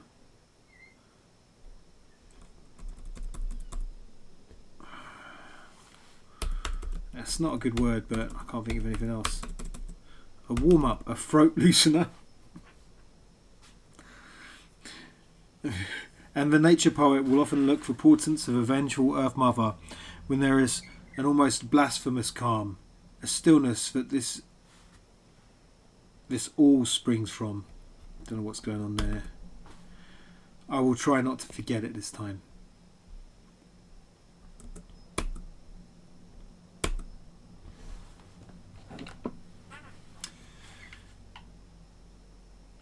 This will probably make very little sense, but these days I try my best to feel open. When I get angry or anxious, it feels like a contraction. I really feel like a little pinprick person that lives just between my eyes and behind my eyes and between my ears. And when I feel open, I feel there's a good quote by Dan Dennett, the philosopher. He was talking about freedom. I think it applies to a lot of other stuff. He says, when you make yourself really small, you can externalize almost everything. When you make yourself really small, you can externalize almost anything. And I think he was talking about that act of contraction. That feeling when you are so intensely kind of dividing yourself from the world that you're in, that you become this little pinprick of focus somewhere in your skull right here. But that's not your natural state of being. A good example is like you get in a car and then all of a sudden you kind of become the car. When someone hits you, you literally say the words, "You hit me." Or you play a video game and the video game creates this sense of being somewhere else as well. Or you're in a crowd, maybe a football match, and I'm sure you might have experienced it, but you kind of lose your identity in this crowd. You feel like you're part of this crowd. You feel like you're part of this bigger will. You're not just this little atom somewhere in your head. And once you kind of get a sense of that, you can witness yourself getting bigger and smaller all the time. But when it's smaller, I don't think it does much good. It just becomes quite neurotic and anxious. And maybe those emotions serve a purpose, but I guess from my meditation and stuff like that, I try to be wider. I try not to externalize almost everything. I try to internalize almost everything. Or just to lose that distinction of inner and outer. And it probably sounds a bit mad me saying this, but you know, this is something a lot of people go by, a lot of people live by.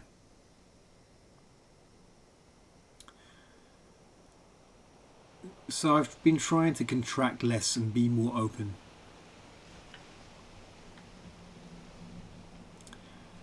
I'm thinking of Descartes for some reason. Descartes, obviously, he bears a lot of responsibility for us feeling like there's a little geezer in the head, and that's us looking out from the control centre. And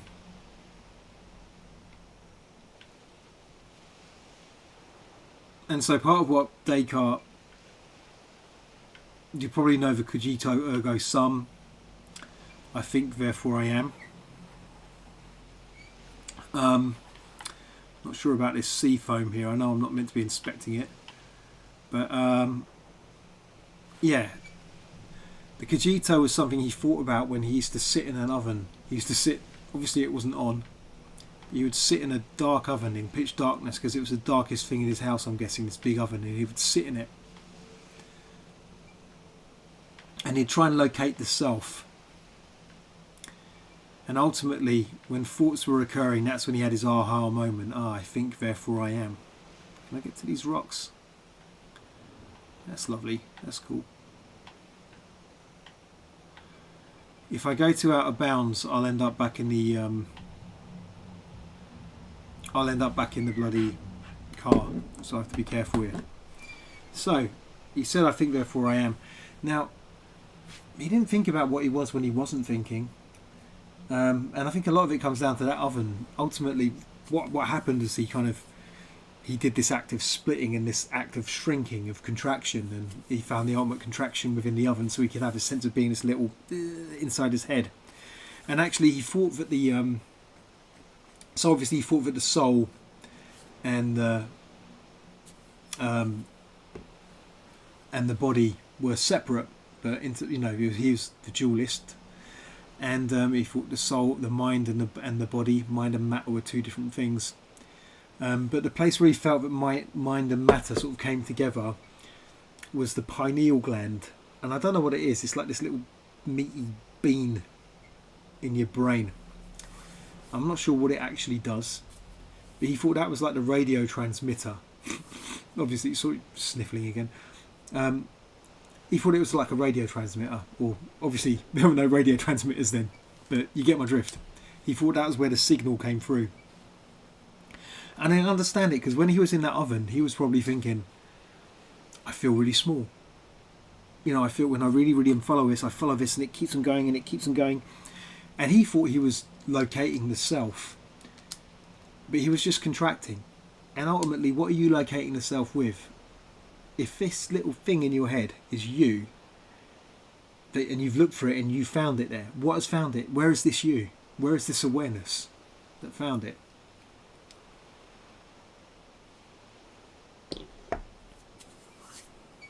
It's like a big awareness, isn't it, that's outside?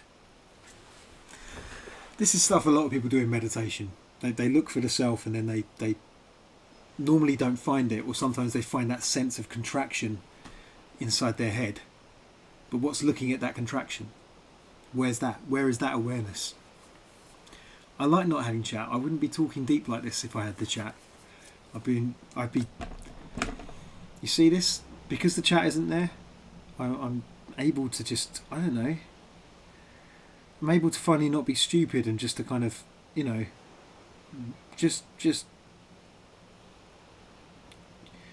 really have some depth to what I'm doing. You know what I mean? Penis.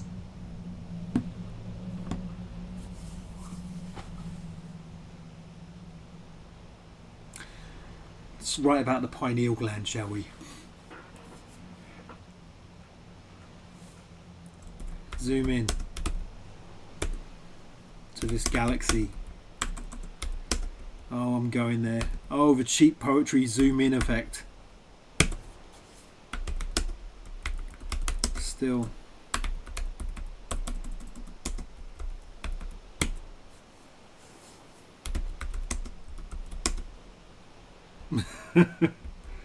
Large oven.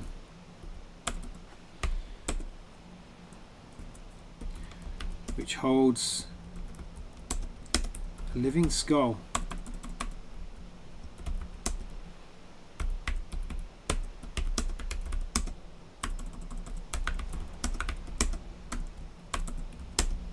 Skull.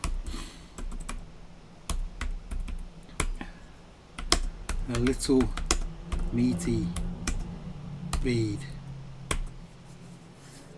broadcasting pure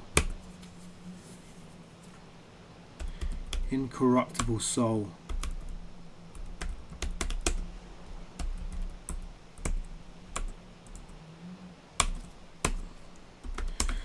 Unreliable machinery of the flesh. I'm writing like some kind of naive mindset.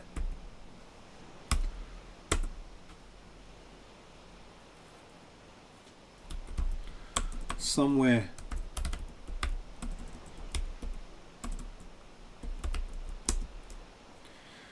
between these extremes, the self hides.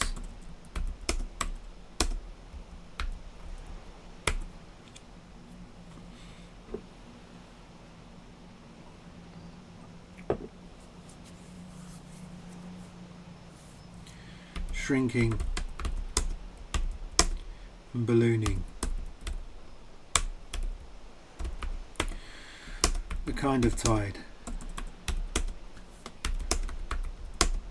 that a little reasoning, faculties sometimes latch onto.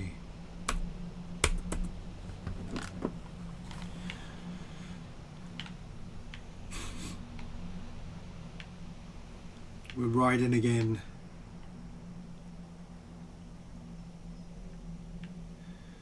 I've got to say I didn't really along a river now. Night is falling, I like it.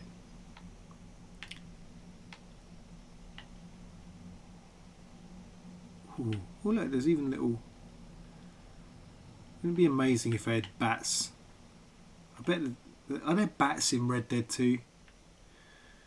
I wouldn't be surprised if there were like river bats in Red Dead 2. Probably not. They should have a bat update. Oh, I like these waterfalls. Let's keep going.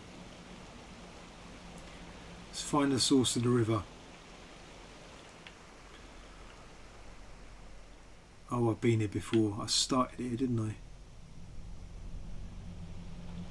Go lower. Up again, up again. Up again, up again. Upstream. This is going to lead us back to the city, isn't it? Another bridge, another stupid, really tacky sign. Just absolutely destroying the wonderful visual ambience of this world.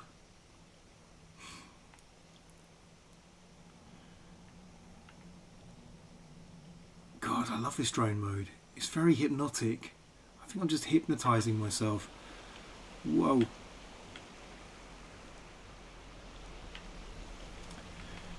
I'm just kind of rebelling against my lockdown mentality. I'm preparing myself to get on a train to Brighton and to brave the idiots for some sea time and some poetry as well, obviously. Can I go any further? This is definitely taking me back to Edinburgh or somewhere. Oh, it's a bit trippy.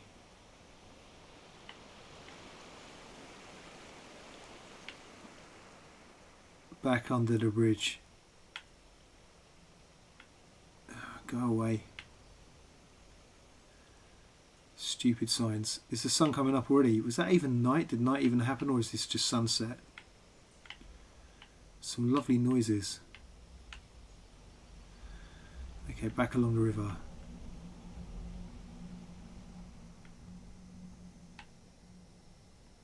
Is that it? It's too bloody dark to see where the river starts. Have I just lost the whole river?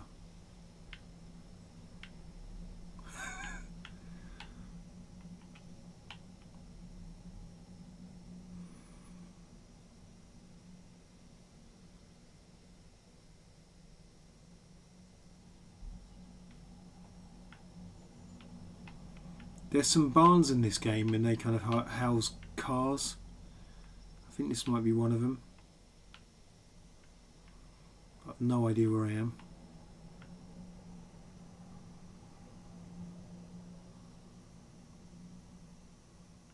God, that's gorgeous, isn't it? There we go. Just right about that.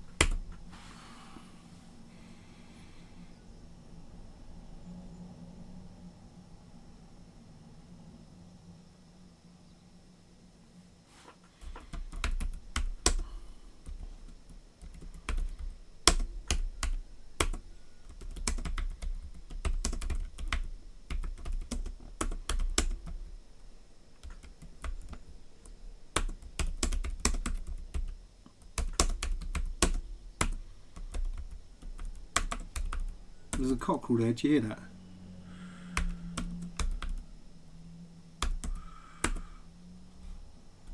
Couldn't spell cockerel.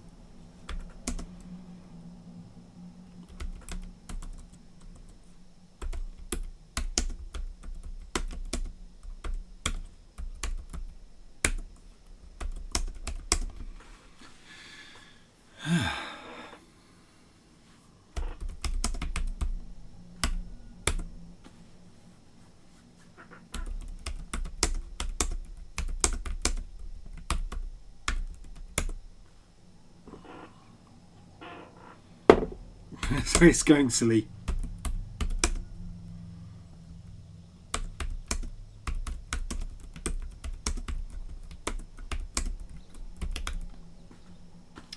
Night falls and I lose the river but find the moon. And night birds. And I have been lost. Sorry about that. Blazing, blinding display of spectrum colour. And I have been lost and drunk in fields like these, braying wildly as city types are wont to do, easily dazzled by the sudden intrusion of stars, and the punk rock cockerel who only doodle-doos for the night sky, perhaps to wake the vampires, or maybe he just really hates the farm. Has anyone seen see? So professional, this stream, so professional. Has anyone seen Minari? The job that they do when they're not farming is identifying the sex of chicks, and they put all the male chicks in one box and the girl chicks in another box, and of course the male chicks get fed to a chimney. I don't know if it's some kind of metaphor for capitalism in this film or something like that, or maybe a hint at the worthlessness of men. We got some sunrise action happening here. I've done this before. I've waited for the sunrise in this game and then it just got very hazy. It could be that I should do this on a HDR screen. I've only got one. That's my telly. My monitor is not HDR. Maybe if I had an HDR screen I would see the sun rising. But I don't.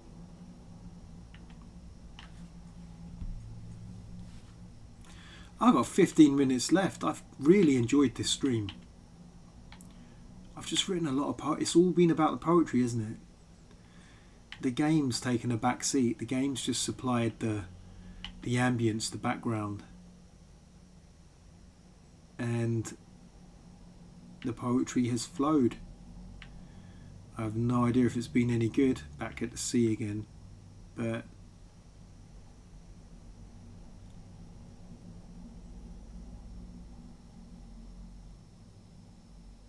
we've definitely been here before. Where's the sun going to come up from?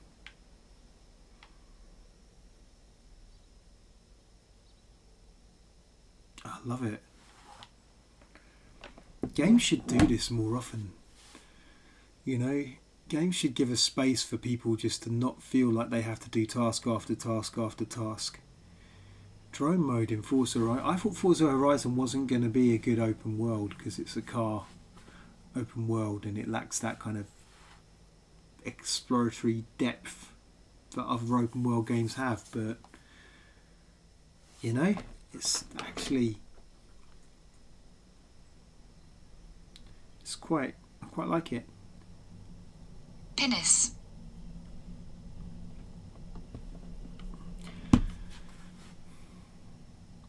I'm not proud of myself for the penis action.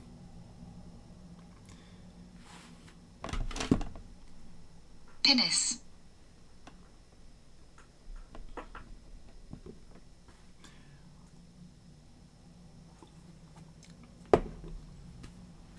Sit here and drink my whiskey and watch the sunrise.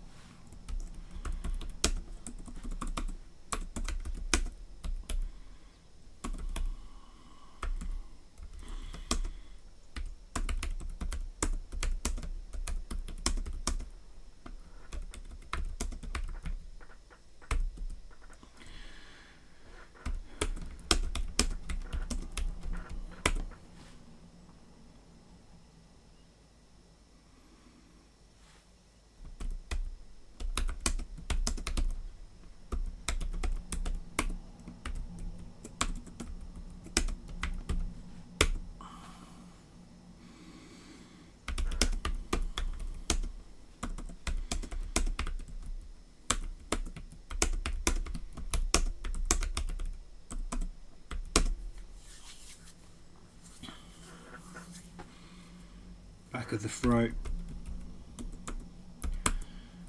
with sweetness.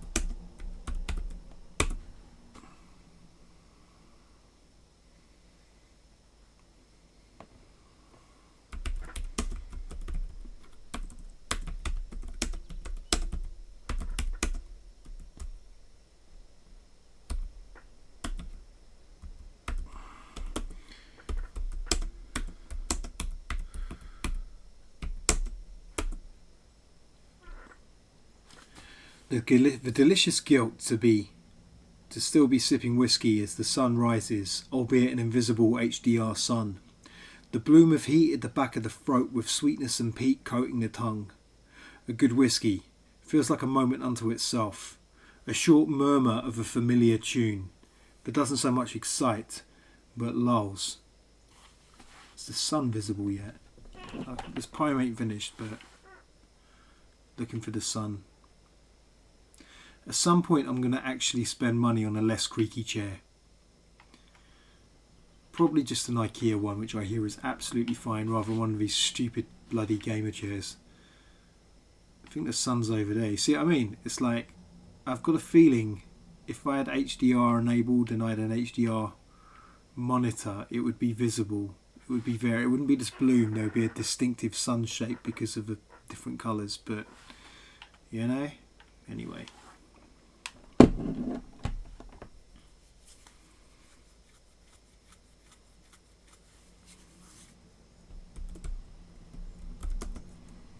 Sip contains, I'm getting pretentious about whiskey now, a day in microcosm, its bloom and ebb.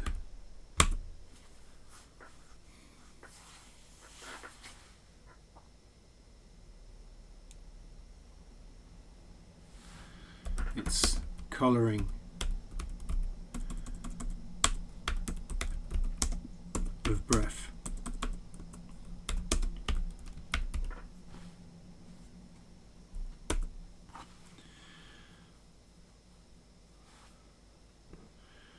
How old is this whiskey? Let's read the bottle.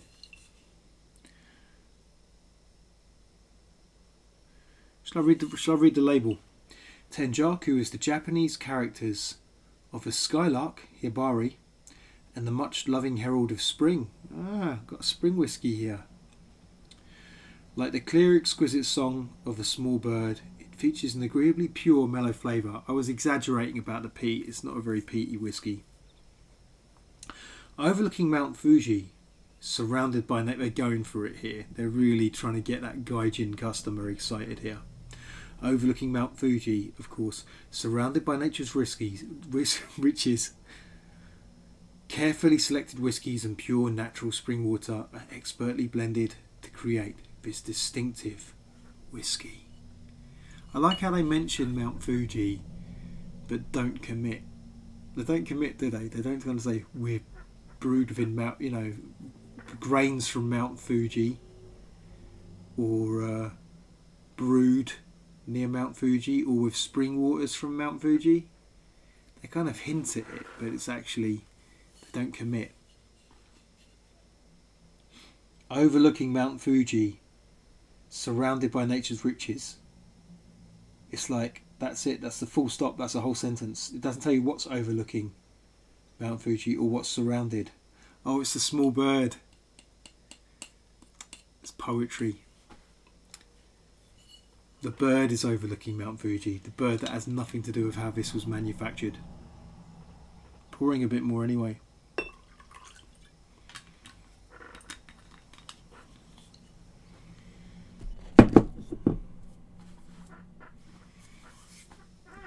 I read some tendentious.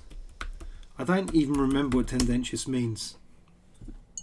The whiskey's interfering with my capture card. I can't even spell tendentious. Bollocks.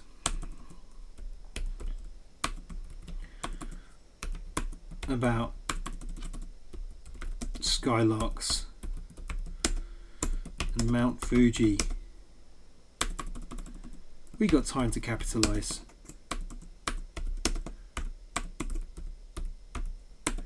From the label. Where's the sun? Where's the sun? Excuse my French.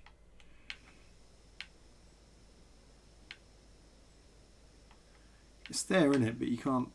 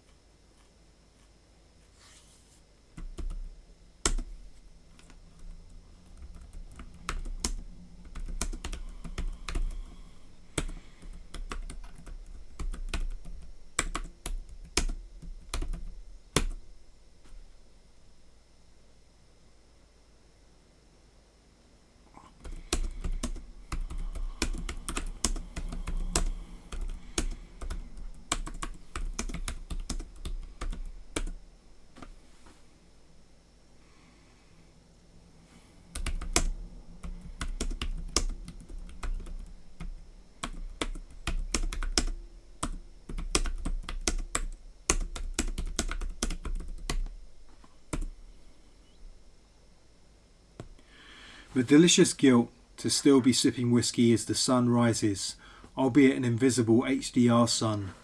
The bloom of heat at the back of the throat, with sweetness and peat coating the tongue. A good whiskey feels like a moment unto itself, a short murmur of a familiar tune that doesn't so much excite but lulls. Each sip contains a day in microcosm, its bloom and ebb, its colouring of breath. I read some tendentious bollocks about skylarks and Mount Fuji from the label, and I forgive the branding department's sins. I can just about make out the sun now. The day has arrived, and it's time for me to sleep.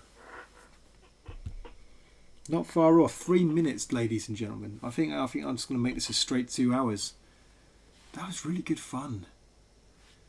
Thank you. I don't sound funny. If you watched and you didn't comment, thank you, because I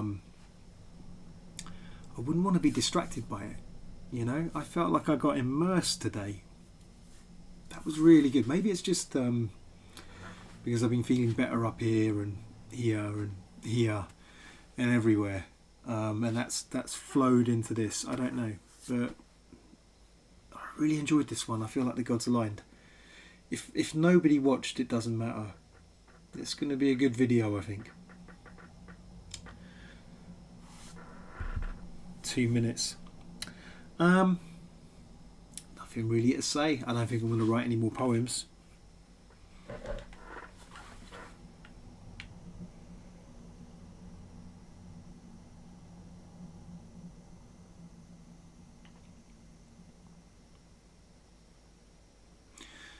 When did skies in video games just become this good? I get it. I mean, it probably doesn't take that much to make a really realistic sky in a video game, but when did they just... There's stuff in video games that they haven't nailed, you know. Human faces especially, you know, the whole uncanny valley. And that's not just video games, just any kind of CGI. We just still can't quite do those realistic human eyes yet. But they bloody nailed the sky, didn't they? It's just like, yeah, there it is. I do like it. I do like the fact that I can be stuck in a flat in South London, be locked down, but I can just load a really convincing sky onto a screen at least.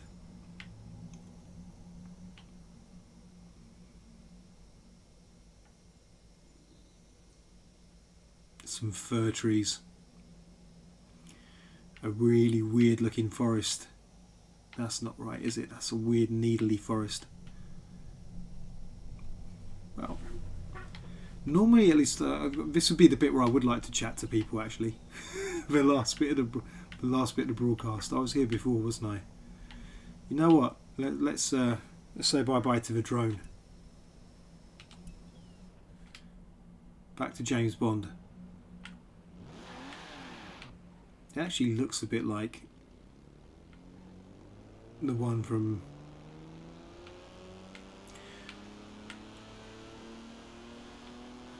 Goldfinger.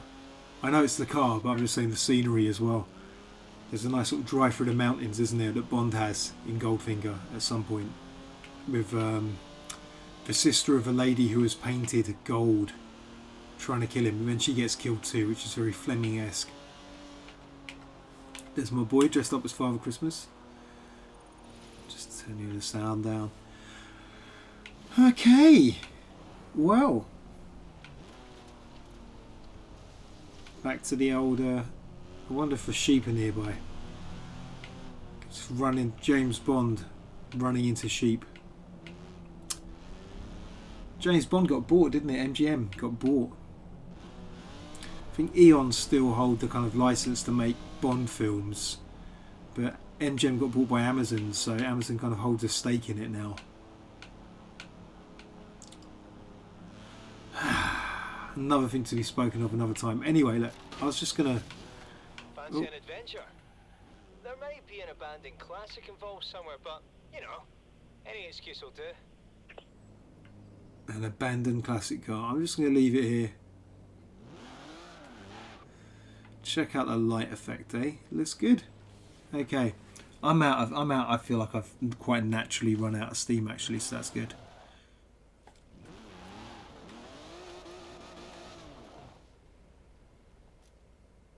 Stop. There we go. Yeah, I enjoyed that. Let's look how much poetry I wrote tonight. I wrote all of this. Look at that. Look at that. Look at that. Waiting from here. There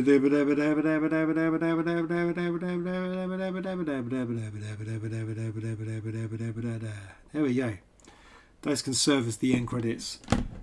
I don't know who's watching. Once again, if you can hit a thumbs up, even if you're watching a recording, go on, hit a thumbs up. Do me a lemon.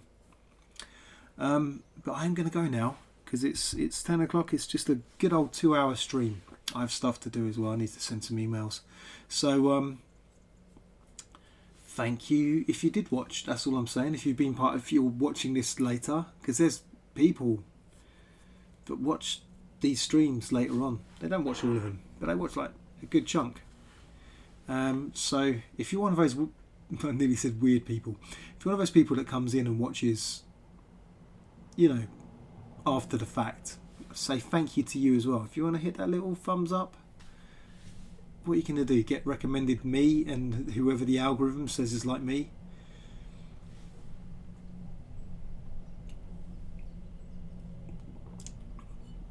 I'm going to leave it there. So thank you for watching. I really enjoyed it. I want to pick up. I want to do this. Maybe I'm just going to ignore chat from now on. I don't know. But you have a good one, whoever you may be. And thank you for partaking or, you know, being part of this, even if I saw no evidence of human interaction. So, yeah. Good night. See you next week. I will be playing Assassin's Creed at some point. I will be walking through ancient, well, not ancient, sort of, is it medieval? No, not even medieval, is it? Just early, pre, you know, first millennium AD England. And maybe I'll do the island expansion as well, if I'm feeling flush. But you lot, have a good one. I'll leave it there. Have a good night. Cheers.